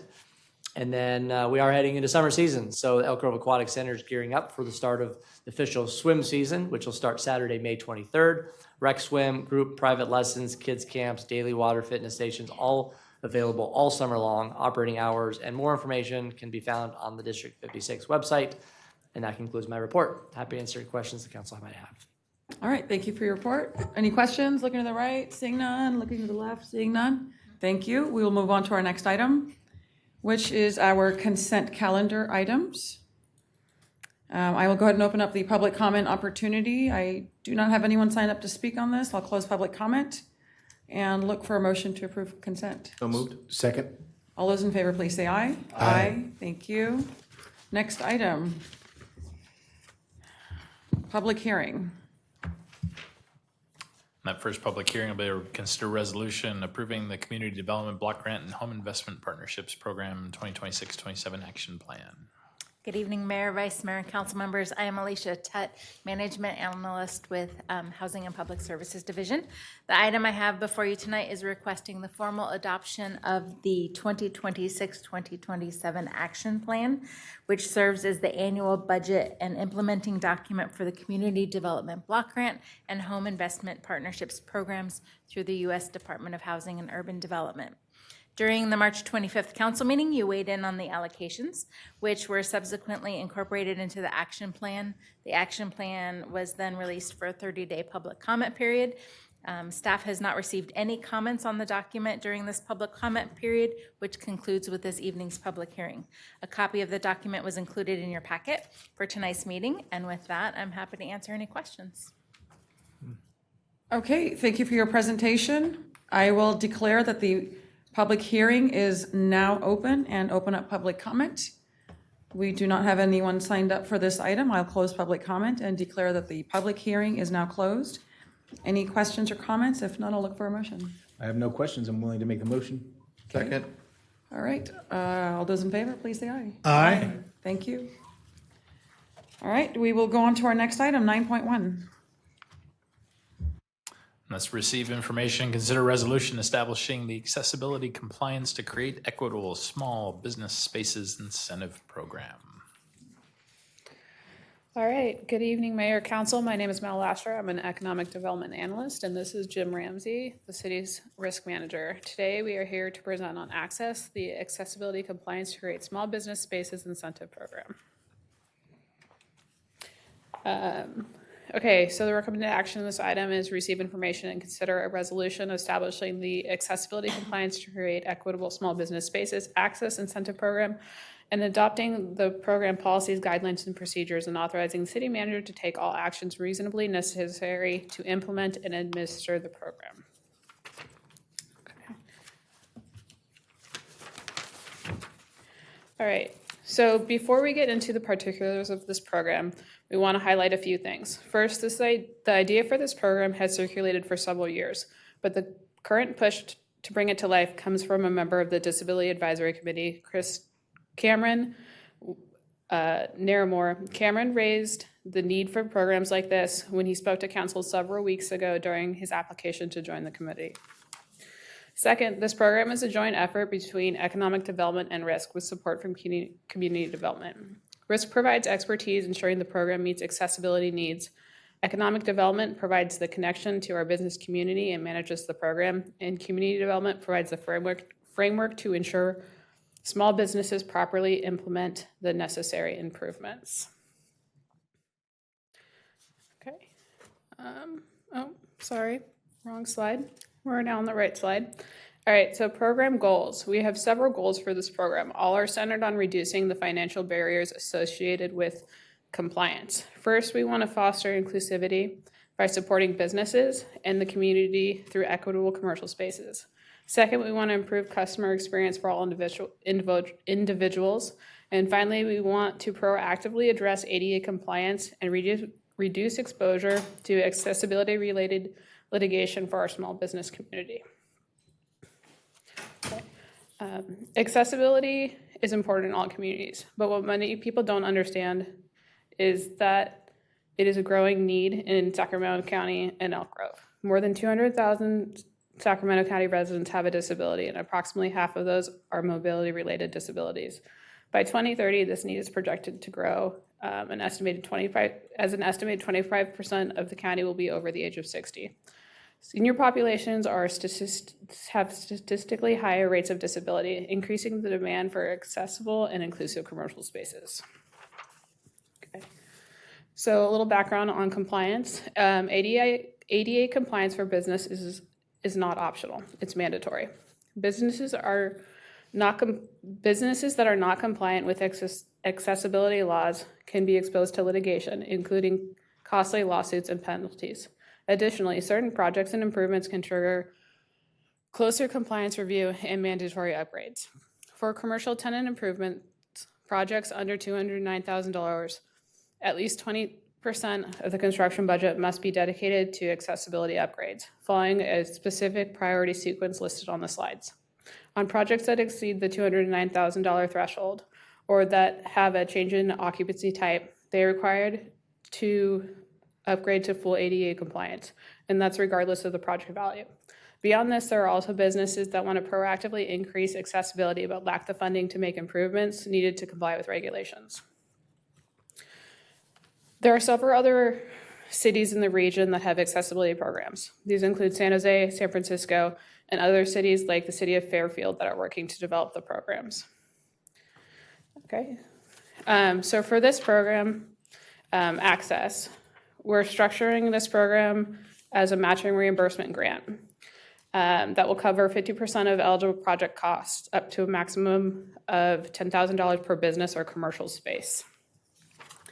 It's important to note that this is a reimbursement-based grant, meaning the business must complete the work first, including all required inspections, and obtain a certificate of occupancy before funds are dispersed. While the grant can significantly reduce costs, businesses still need to be invested in this process and see the project through to completion. For many applicants, this program can also be paired with other economic development resources, such as our PASS program, which is not reimbursement-based and that helps reduce the upfront costs to businesses. All right. Access is specifically for small business owners and for properties designed to house small businesses. This is not a large business program. To qualify, businesses need to have fewer than 20 employees and an annual revenue of under $3 million. They also need to be properly registered with the California Secretary of State, licensed in the city of Elk Grove, and in good standing. In certain cases, businesses that are currently not in good standing may still be eligible if participation in the program would help them resolve issues and bring them back into compliance. I'm sorry, I skipped a slide accidentally on that. So this is the one that's talking about our eligibility for our programs. Okay, so a little bit more on this program. So, okay, excuse me, sorry. All right, so for this program, as required by the funding source, which we're going to go into a little bit later, all eligible expenses need to be tied to accessibility upgrades identified through a certified access specialist report or CAS report. A CAS report will be required as part of the application process for the incentive program, and the cost of the report is reimbursable under the program. So what is a CAS? CAS stands for a Certified Access Specialist. These are professionals certified by the state of California to evaluate buildings for accessibility compliance. A list of certified CAS is available to the public through the Division of the State Architect. Okay, so some of the eligible expenses under this program. Examples of accessibility upgrades include ramps, handrails, compliant door thresholds, widening doors, accessibility hardware, and other path of travel modifications. Other eligible expenses include upgrades to existing facilities, as well as accessibility-related equipment, fixtures, and materials. This can also cover surface improvements, seating modifications, and other elements needed to ensure the space is fully accessible and compliant. It's important to note that the vast majority of these improvements are permanent upgrades to buildings or commercial spaces, meaning the improvements stay with the property for the lifetime of the property. All right, and finally, we're going to talk about funding. Funding for this program comes from the State Architect Fund and is supported through a $4 fee that is collected during the Elk Grove business licensing process. It's important to note that there are specific restrictions on how this money can be spent, and this program is designed to ensure that funds are used in a way that is consistent with those requirements. The fund currently has a balance of over $96,000, and it continues to grow at a rate of about $10,000 a year. All right, with your approval, we look forward to working with our businesses to make Elk Grove more inclusive and accessible for all.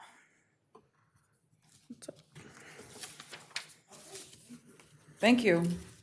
At this time, I will open up public comment. I do not have anyone signed up for this. I'll close public comment. Questions and comments, I'll start to the left. Councilmember Brewer. Thank you, Mayor. I want to thank you for the report, Ms. Lasher. This is a really good proposal. I strongly favor it for many reasons. I know with a lot of folks that I talk to in the disabled community, this is one of the things as they are trying to launch a business, but also as they identify spaces. This is a really good mechanism to get the word out, just so people know that this is available. So thank you so much. Vice Mayor? Yeah, I agree with Councilmember Brewer, helping our community, our residents, but also helping our business owners who struggle just, to make ends meet and get open. This can help alleviate a burden on them, providing these improvements for their businesses. So we're helping our small businesses and we're helping our residents. So thank you very much, for both of you. Thank you. Looking to the right, any questions, comments? Yes, Just a quick Councilmember one. Spies? Great idea. Happy to support.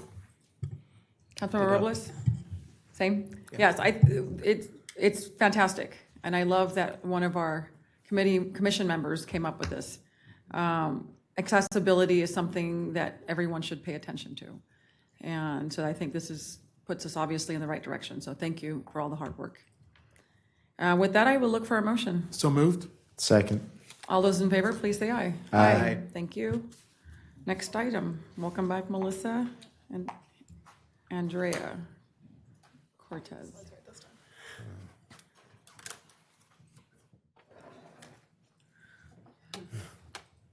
I'll try to get the slides right on this one.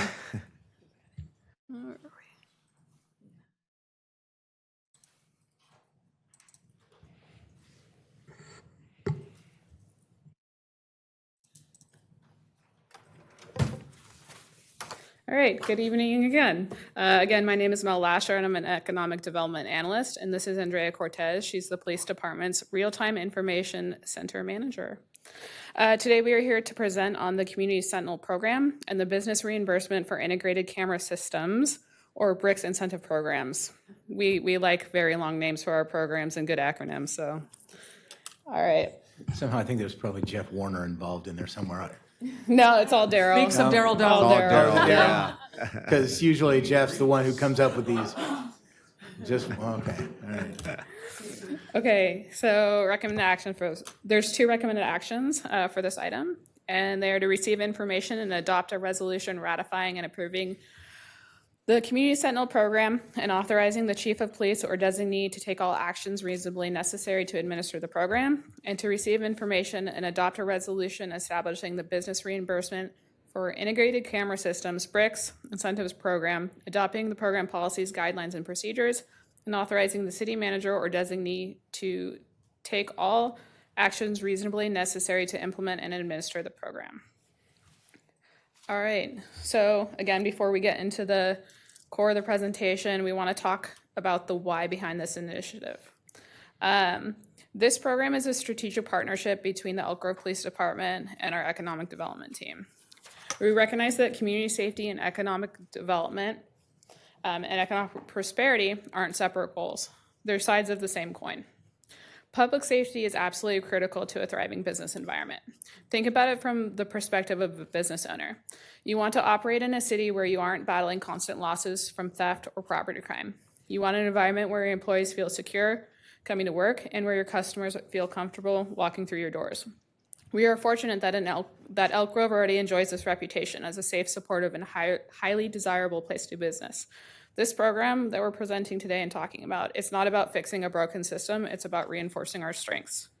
By enhancing our RTIC capabilities and expanding coverage through the Community Sentinel and BRICS programs, we are providing businesses with the high-tech resources they need to stay protected. Through this program, we are aligning public safety efforts with the city's broader goals of business attraction, retention, and expansion. We are here to ensure that Elk Grove remains a place where businesses don't just exist, but they flourish.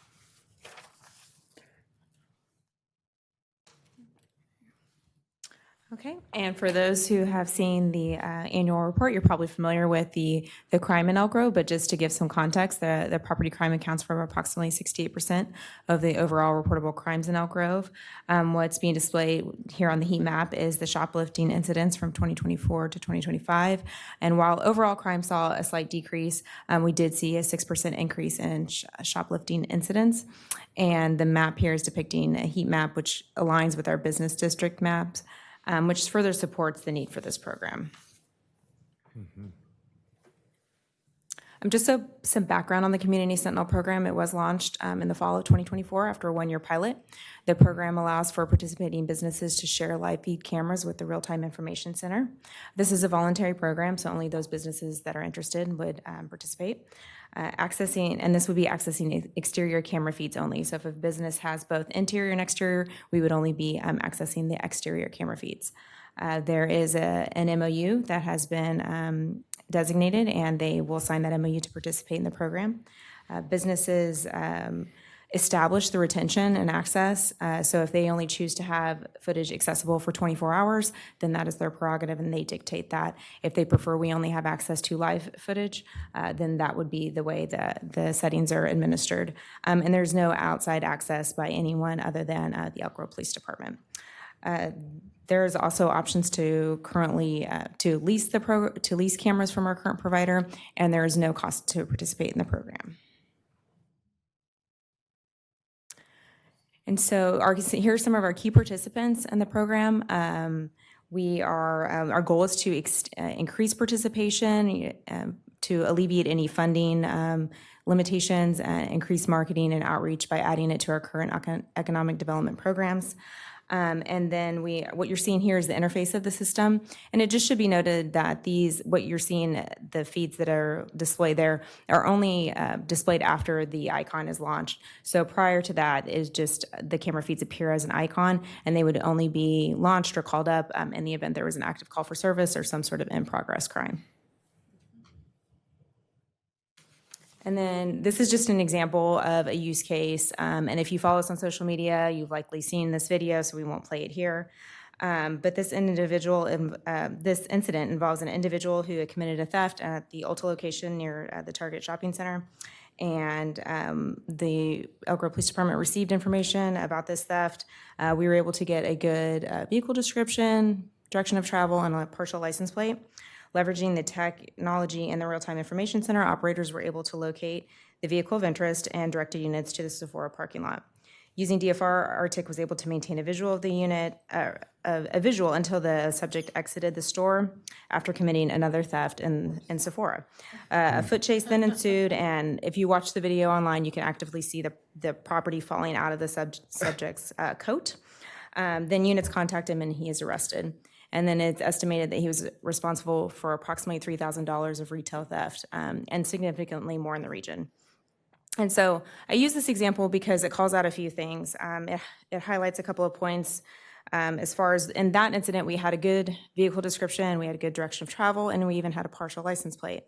We don't get that in every call for service. And so having access to these exterior cameras facing a parking lot would better position our law enforcement to apprehend the theft subjects. The goal is to recover the stolen property prior to it leaving the city. That's the ultimate goal, and this program supports that.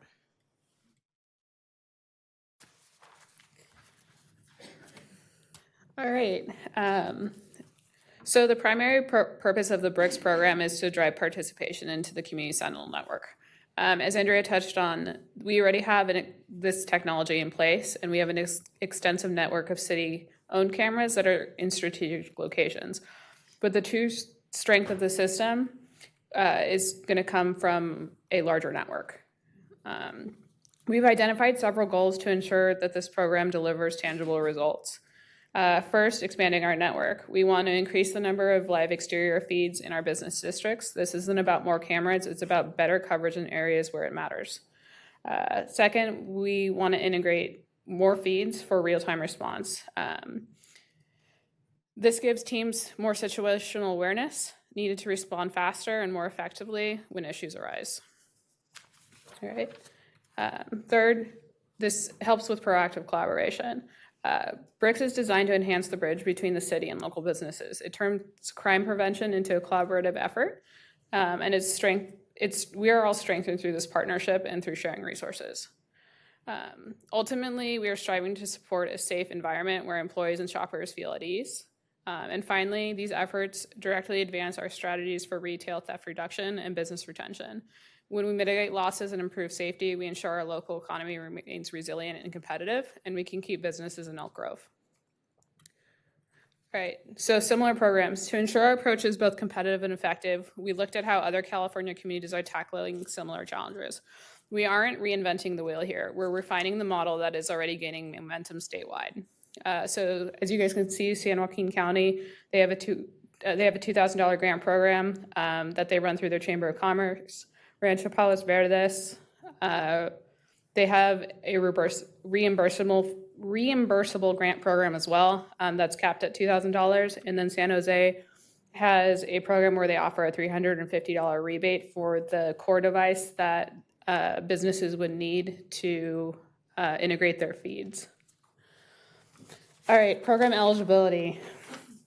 So this program is open to commercial businesses or properties, including retail spaces, office spaces, industrial, and also multifamily housing. I want to highlight what has already been said is that this is for exterior facing commercial grade cameras only. We do not want interior feed cameras. So to qualify, these systems must be capable of RTIC integration, and businesses must pass a CPTED compliance. We'll talk about what that is in a second. Eligible expenses include new commercial grade cameras and their components, upgrades that improve image quality or coverage, along with hardware and software specifically needed for RTIC connectivity. This program will not cover costs associated with ongoing monitoring services, alarms, guard services, or any subscriptions, that aren't strictly required for integration. Okay, so the approval process. This is a little bit different than some of economic development's other programs because we are partnering with the police department. One of the most important parts of this process is the CPTED review. CPTED stands for Crime Prevention Through Environmental Design. It's a proactive strategy that reduces opportunities for crime by shaping the built environment to positively influence how people behave. This can include improving visibility, enhancing lighting, and making other adjustments that support clear access and property protection. Why are we requiring this? For this program, these evaluations help determine optimal camera placement to ensure that the best possible coverage, that we're getting the best possible coverage, and it's also helping improve safety for the businesses. So we want better coverage. We also want to make sure our businesses are getting the most out of our partnership. So this investment in security, we want it to work hard for our businesses and for our community. Oops, here we go. Sorry, I keep messing up the slides. All right, so program cost and funding.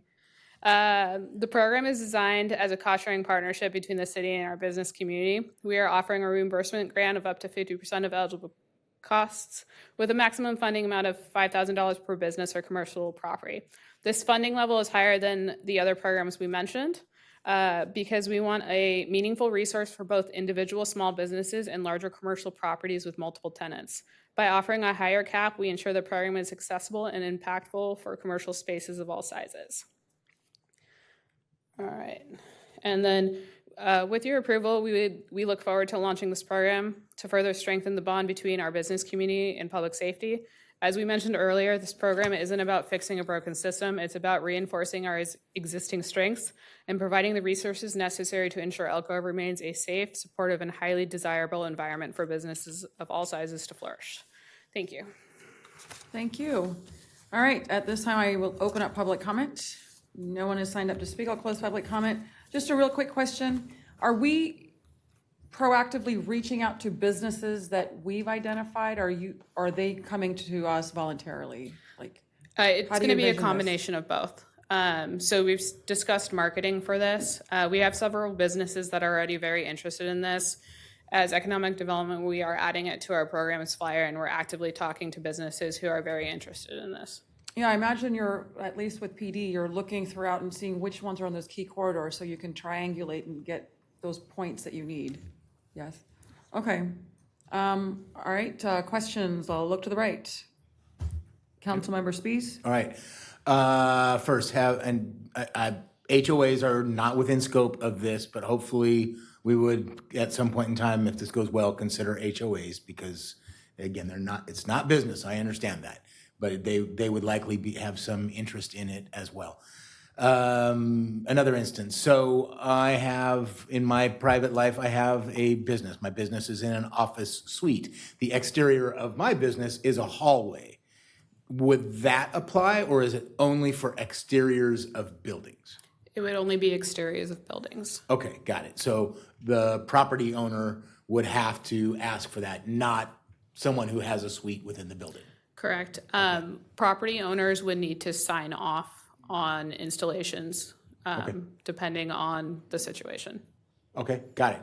Then the other question I have is, this is not these cameras are not monitored, correct, in that they are not detective. So they don't have, businesses should not have the expectation that there is a human being watching that location, correct? That is correct. And that's outlined in the MOU, is just that expectation that we're not a replacement for security. We're not actively monitoring. In fact, we make it very clear we are only responding to a call for service or some sort of criminal activity. So there needs to be some sort of initiation for us to activate a camera. Okay, so it's no more of proactive more of a monitoring. detective or investigative control than it is for prevention. You're not going to have somebody, I mean, they may see the cameras and walk away, right? That's a deterrent. But I just want to be sure that businesses have no expectation that just because there are cameras that go back to the Arctic, they aren't getting any additional eyes on their business. Correct. There is some signage that will hopefully offer or act as a deterrent as well. But we also intend to make that very clear as far as there's no expectation of proactive surveillance there. Cool. Thank you. Councilmember Robles? Thank you, Madam Mayor. Just want to say thank you for the presentation and looking forward to seeing how many businesses do sign on to this and make sure that we can prevent that from occurring in our city. So thank you. Thank you. Looking to the left, any questions, comments? Councilmember Brewer? I want to thank you for the report, but I do have a question. For the application process, is this ongoing over a 12-month window, or is there a certain season or time of year for people to apply for these grants? It's a rolling application. Okay. But with that said, is there any sort of like situation, because based on the amount that's being called for, I believe the pot is 75,000. Is there a situation where we may have to turn people away because we may exhaust the full 75,000 for that pot for the year, or is that something we're foreseeing in terms of forecasting the number of applicants who will apply for a grant, for a grant of reimbursement? So this is a pilot program where we know that there's interest. We don't know how much interest there will be. Okay. I think that's a great problem to have if we run out of money. And when that point comes, we can address that issue and see if we pause funding or if we look for more. But that would be a great problem to have. We'd love that. That would be. Then looking at the application, or at least the criteria. The criteria makes perfect sense. And it looks like we'd be doing a great favor for those businesses, whether it be retail or commercial, that would apply for this, because it provides that extra set of eyes and ears in different quarters of the city where you just never know. There's blind spots, places where we are unable to be at. And I think this is a really good idea of putting this out there for a trial balloon just to see how it works. But very, very good stuff. Thank you. Thank you, Vice Mayor. Thank you, Mayor. I'm glad I heard you say there's going to be signage, and I was wondering that I would imagine that would also could deter not just shoplifting, but just loitering and maybe just vandalism and any shenanigans that I guess that might. I see you nodding. So Yes, that's the hope, is that the signage would deter that kind of behavior. yeah, fantastic. Yeah, I'm excited about this program. It's really good. Thank you very much. Yeah, same. I already asked my question, but looking forward to seeing the implementation. All right, with that, I'm looking for motions 1 and 2. So moved. Second. All those in favor, please say aye. Aye. Thank you. All right, next item. And next is item 9.3, which is receive an overview of remote comment regulations required by July 1st, 2026 under Senate Bill 707, review proposed policies and procedures for providing comment during public meetings, and then a few actions to consider for a resolution adopting a disruption of service during public meetings and a resolution concerning the conduct of city council meetings. Mayor, Vice Mayor, and council members, I'm Jason Lindgren, your city clerk. I have a brief presentation, so I'm just going to hit a couple of buttons here and then hop up to the speaker podium and continue from there.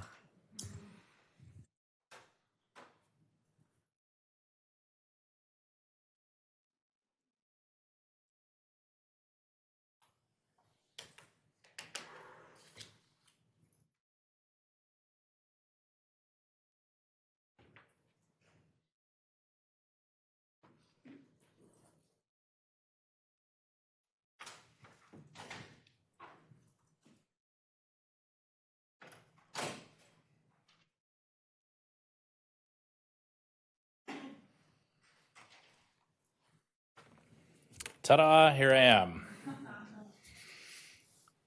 So what we have here tonight are some changes that our state legislature gave to the Brown Act. As a Brown Act body, there are now going to be some requirements that come in at July 1st of this year. And so this is really a precursor to give you a heads up of what's to come. What I would say for just kind of an overall overview for the city of Elk Grove is that we're not going to see a lot of changes from what we saw back in the days of COVID, which is that basically we will be opening up a portal in order to hear the audio comments that come from folks that log on through the systems that we provide. I think when you look at what they did through the implementation of SB 707 is they took a lot of practices of probably what they saw during that COVID era, gave some kind of options for cities to pursue depending on what technologies they already had implemented. And then they played a lot of hopscotch inside of the Brown Act. So I'm not going to go through in detail every single place that they stitched and moved things and moved pieces around. But what staff have been doing has been distilling that down to what are the effects that it's going to have for the city of Elk Grove. We've given our estimate of our capacities in order to implement this using a lot of the technologies that we used back in the COVID era. And then we just have a couple of actions for the council to do. So we have some reassurances of what we expect to see for changes as we get into the second part of 2026. But then we just have a couple of actions for you that are mandated under the Brown Act as of this year. So where are we going on this trip? We're going to talk very briefly about some definitions and terminology that crop up now inside of the Brown Act. But then we're going to go into what are the new regulations? What are we required to do as an agency under the Brown Act? And what's the application to the city of Elk Grove starting here on July 1st? We're going to talk about a lot of sections that they added that they're requirements that we're already doing. And a lot of them are very good governance practices and encouraged practices under the Brown Act. Like many state legislative regulations, they usually consider what they set the lowest bar. There's always opportunities for agencies to do practices that are above and beyond. But we believe we check a lot of these marks, and we may see some differences just in order to attune ourselves to what those regulations are. I'll briefly talk about our technologies that are going to be utilized and the application of kind of some of these guidelines that have been provided for where the legislature wants to see local agencies activating. And then, of course, we have the policies that are up for review. And we have two of those that we'll be asking for your action for consideration for tonight. I think one of the most interesting things is the staff report. Go ahead and read that because I'm not going to read all these definitions. These come from the Brown Act, but part of what I tried to do from the staff perspective is note that there were already some provisions for teleconferencing, remote participation, and we saw the provisions that were provided under the COVID times of us being able to take on remote public comment. And a lot of what SB 707 does is it codifies a lot of that. And so it gives this kind of reference point about how do you take remote public comment. And for me, that really is the main focus of what SB 707 is asking, is to say for our local agencies that are the eligible legislative bodies is provide that avenue for folks to provide comment remotely. And that's really going to be the biggest step that we're going to be taking. So lots of definitions. What it really comes down to is that there's a couple of varieties of how agencies can adopt, and we've seen and heard all the stories about Zoom bombing and opening up Zoom meetings or Teams meetings. And what they did is they kind of gave two paths, which is folks can open up and have completely open audio visual with video participation of remote participants, Or you can take a path which is very similar to what we do here in Elk Grove, which is that you have a live webcast, which we currently do, but provide an audio component. And that audio component, we're not going to be dealing with phones. We're going to be using technology. So we use basically the back end of a Zoom meeting in order to provide an audio opportunity for folks that want to participate remotely. I think something that's interesting about all the definitions and the enacting portions of SB 707 is they put a sunset on it. And so part of it, sunsets disappear really quickly in California sometimes, but they do have a sunset of 2030. And so something that's interesting in the history of SB 707, I think what was attempted at the first end was to address Brown Act bodies with very specific jurisdictions and subject matters, and they were trying to regulate and provide avenues for those like student body associations or medical professional administrative staff across the state having a capacity to meet remotely and receive comment remotely.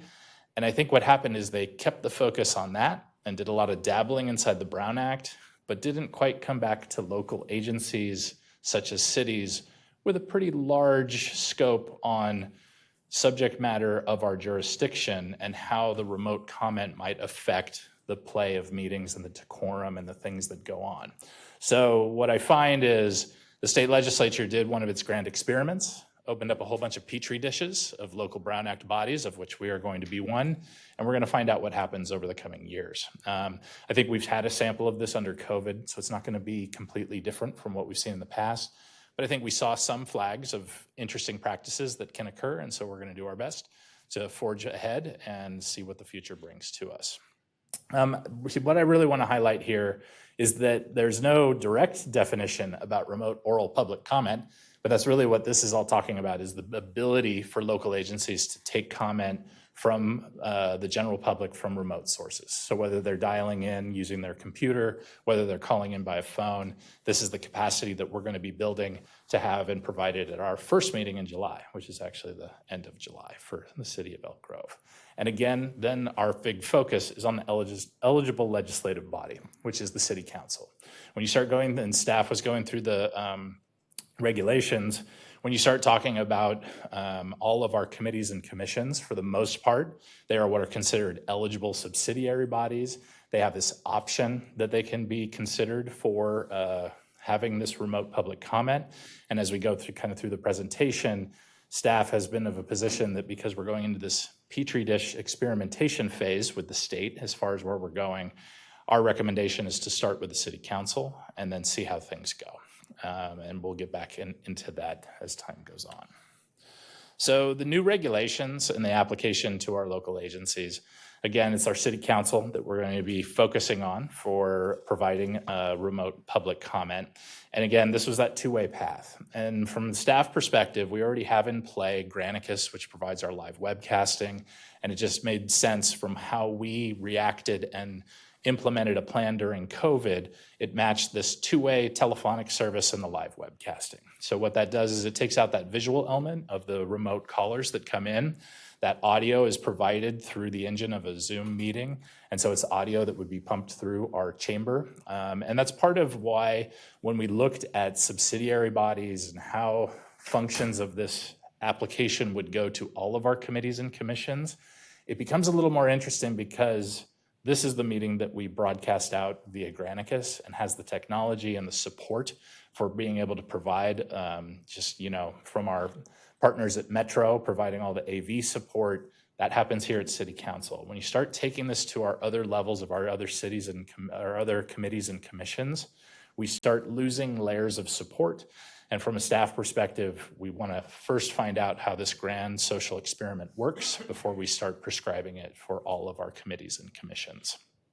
The other main requirement that comes through from the state perspective is adopting this policy regarding a disruption of service. And what I wanted to emphasize on the disruption of service policy is that doesn't mean that if someone calls and says, I'm having a hard time coming through on the machine on their side, that's not what this means. It's not a connection from folks that are remote from us.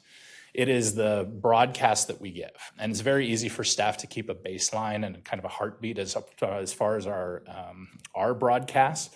If we don't broadcast, our captioning stops because that's done remotely.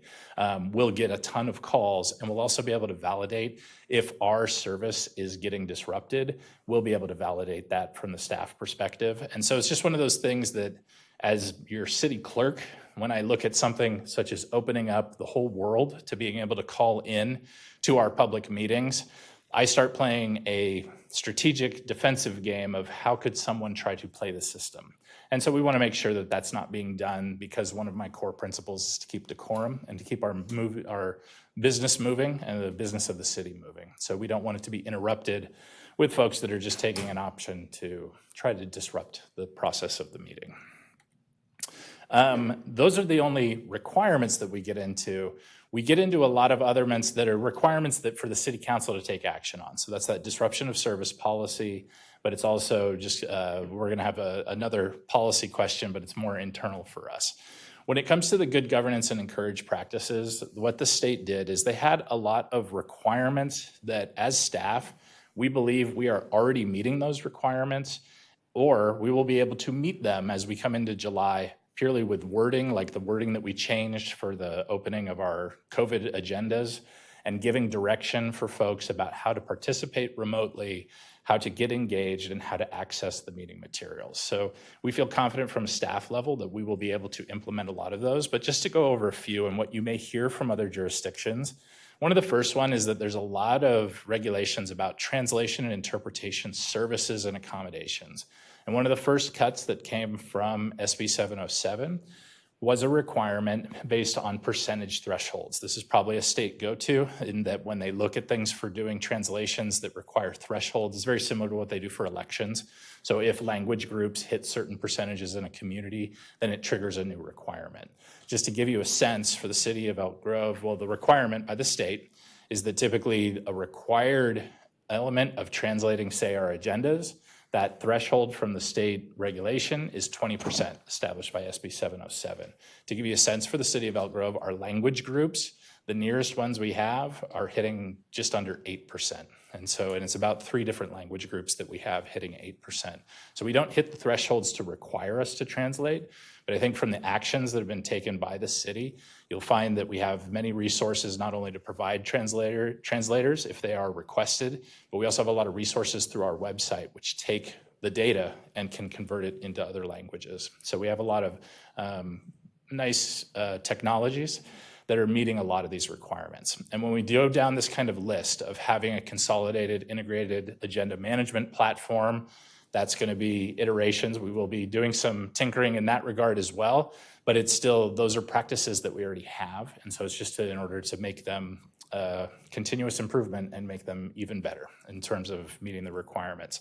Those general explanations are going to be language and verbiage that our good city attorney is going to assist with to make sure that we have the language for folks, not only to understand the process of how to participate in our meetings, but also how to sign up, how to stay engaged, where to go for resources, and where to find information. And the last part, which is one very similar to what we found, and I think these are some carryovers from when we did our redistricting effort, but it's reaching out to the groups that are hard to reach. One of the wonderful state requirements, right? It's a very high mandate with no direction or guidelines about how to get there. But I think with our community toolkit and the processes that the city's been implementing in order to do extended outreach for items of interest, it'll be a nice resource that we'll be able to pull on in order to meet some of these good governance and encourage practices that are put out there by SB 707. I've mentioned a little bit about what our technologies that we're planning on using and how we're planning to make a meeting of this mandate. And what we're planning from the staff perspective and present to you this evening is that we will be embarking upon this for the one eligible legislative body that we have, which is yourselves, the City Council. We will be using a two-way telephonic service, so we will be running a Zoom meeting and we'll have it in the background, but you won't see any of the visual components of that, and it'll allow us to patch speakers in. And we will be still doing exactly what we're doing right now, which is live webcasting via Granicus. So part of what we found is when we're doing with any of these kind of implementations of technologies and the decorum in the room, there's a core principle within SB 707, which is no matter who's giving public comment, you treat them the same. So whether they're remote or whether they're in the chamber, You're going to give them, if there's a speaker timer limit, they all have the same speaker timer limit. And so when we do these approaches, we think about, okay, we want to make sure that everyone's treated equitably, but we also don't want to drive the city clerk crazy managing various places where people are doing resources of pulling in about when they want to speak, how they want to speak, or the systems that we have to keep track of. And so going through into the technologies utilized, what we're asking as a second part of the action tonight is a second resolution that's about your conduct of meetings. And this is an item where we talk about kind of the order of the agenda. And one of the asks from the staff perspective is that when we talk about public comment of coming from both the source of here in the chamber of folks that are in person, but also managing and queuing up all the folks that are coming in from online, the requests under the rules of procedure are pretty basic, which is, can we please take the folks that are inside the room first, because we have a very established system in order to do that. And it gives time for us as we're organizing, as the items unveiling, and as speakers are going through and coming forward, for them to take the remote speakers after those that are inside the chamber that sign up to speak. So the policies, just going back, the disruption of service policy, when we go back to the process again, it's about the disruption of service of our broadcast. So and when it comes to, I think we've encountered this back in COVID, we had folks that were out camping, they had bad reception, their phone line would drop. Those are things that we will probably be dealing with when we go forward, but it's not something that warrants the stoppage of a meeting. What we will do as staff is do our best to coordinate with those folks and get them reconnected, get them back into the queue, and see if we can get them to a better space in order to address the council. But I think from what I remembered back in COVID time, we sort of have to fly blind a little bit because we're guiding someone only using audio. And we've got some pretty good skill sets in doing that, so I'm pretty confident that we'll be able to bring folks in. The conduct of the rules of procedure is the second resolution that we're asking. It's your rules of procedure, just asking for that component in order for us to queue and call forth the folks that are present in person first, and then our remote speakers. And I just wanted to reiterate, we'll still have the continuity of our existing regulations. So we still have our AV policy. So the AV policy wouldn't allow someone that's a remote speaker to remotely broadcast and take over our screens. That would be something they would submit, and likely I would be running that and then coaching folks through, is hopefully whatever they submit would have page numbers so we can stay in the queue and keep moving forward. But it's also, there's no other changes to any of our other existing regulations that we have. So no changes to our speaker time limit. We'd still keep those same items. And I think part of it is not to forget as well that with our existing regulations, I believe we have a lot of the tools that we may encounter some mischievous play and folks doing some interesting things. But as a council, there is a lot of discretion that you have under the existing regulations of our rules of procedure, just to let folks know. And also under SB 707, there is a reiteration for anyone that's acting in a disruptive manner, that capacity for the chair to have them dropped out of the call is reinforced under SB 707. And in this case, it's just as easy as hitting the hang up button or the mute button as controlled by your city clerk. So we're fairly confident that the technologies have already been tested. Of course, human beings are ingenious in how they can use a system and do fun things with it, but I think we're fully well prepared. And even if we run into something that is unexpected, we always have the ability to bring these regulations back and have a discussion about if there are any issues that come forward in this grand social experiment bequeathed to us by the state as we endeavor into the second half of 2026. So what I would expect is if we get a council agreement, or if there's any questions or concerns about this process, but if we get to the hurdle of adopting a couple of resolutions tonight, we would be seeing remote public comment coming to our first meeting in July, which does not happen until the July 22nd, 2026 regular meeting. And with that, I am open for any questions. All right, thank you for your presentation. At this time, I'll open up public comment. I have one speaker, Mark Graham.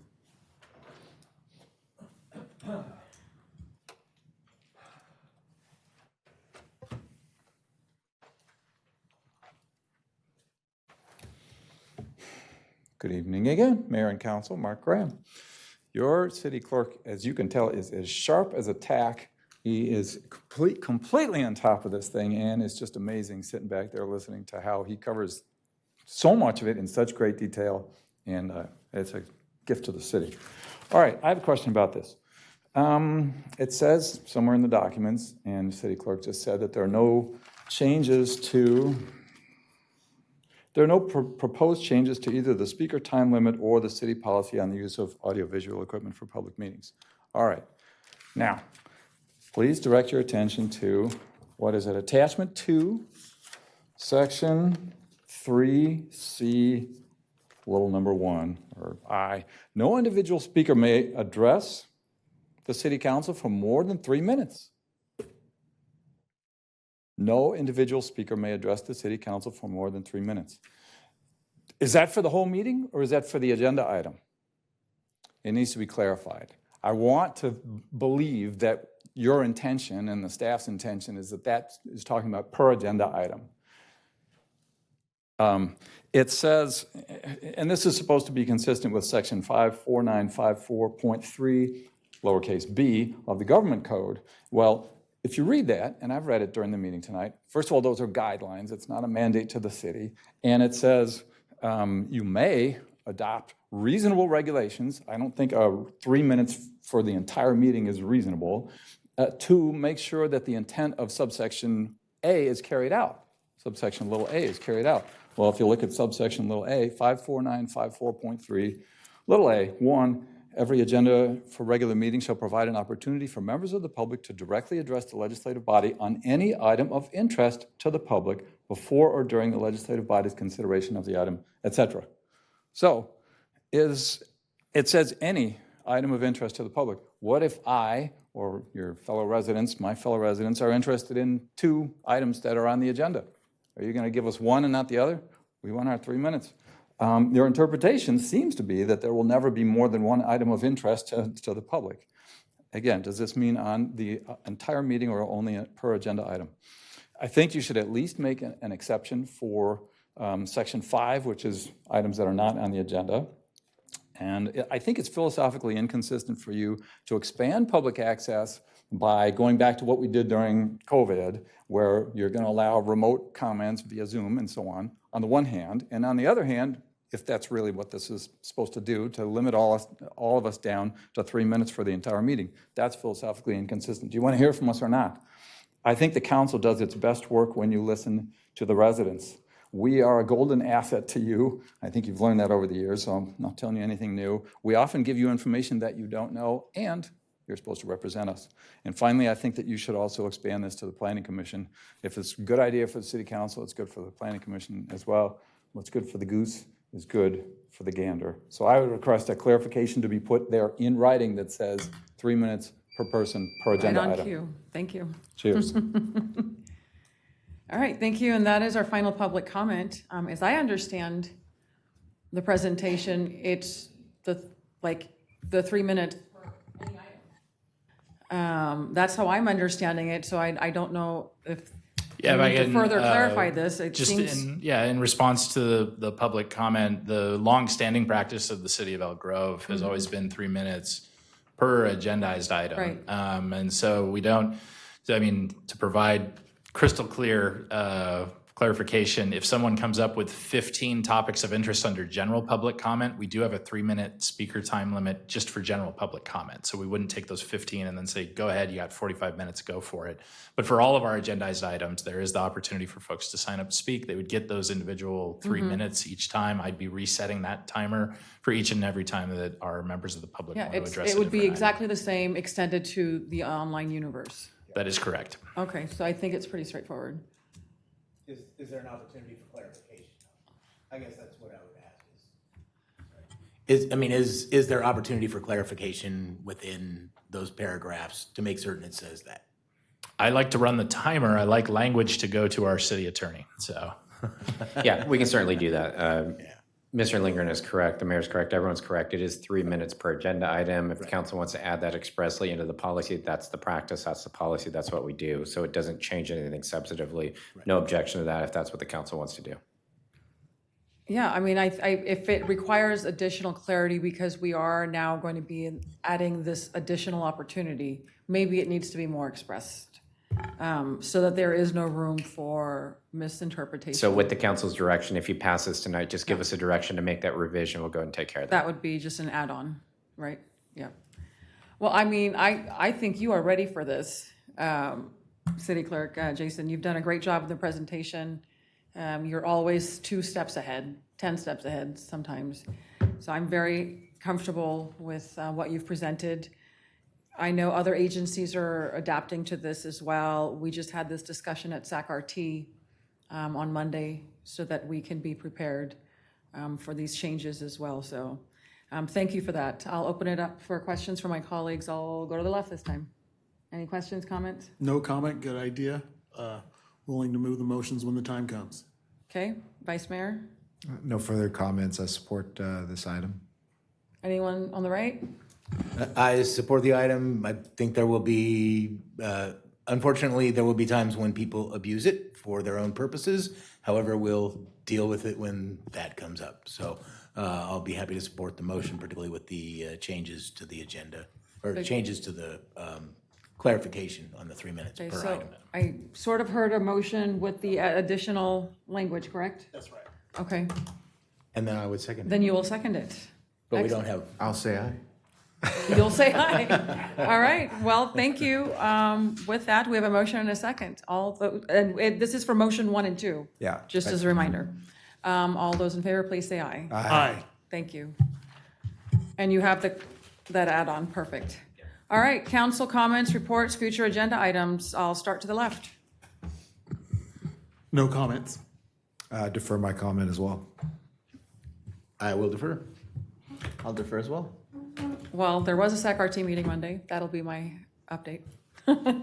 Okay, just before we adjourn, I do want to adjourn in the memory of our former colleague, Supervisor Pat Hume. His mother passed away recently, and she was just a tremendous champion and advocate for our great city. She loved Elk Grove. And so we extend our condolences and our love to Supervisor Pat Hume, and we'll adjourn in the memory of Janet Hume. May her memory be a blessing to everyone that knew her. Her services, I believe, are tomorrow or Friday. Friday, for those who are interested. Thank you. With that, we will adjourn at 8:32 p.m.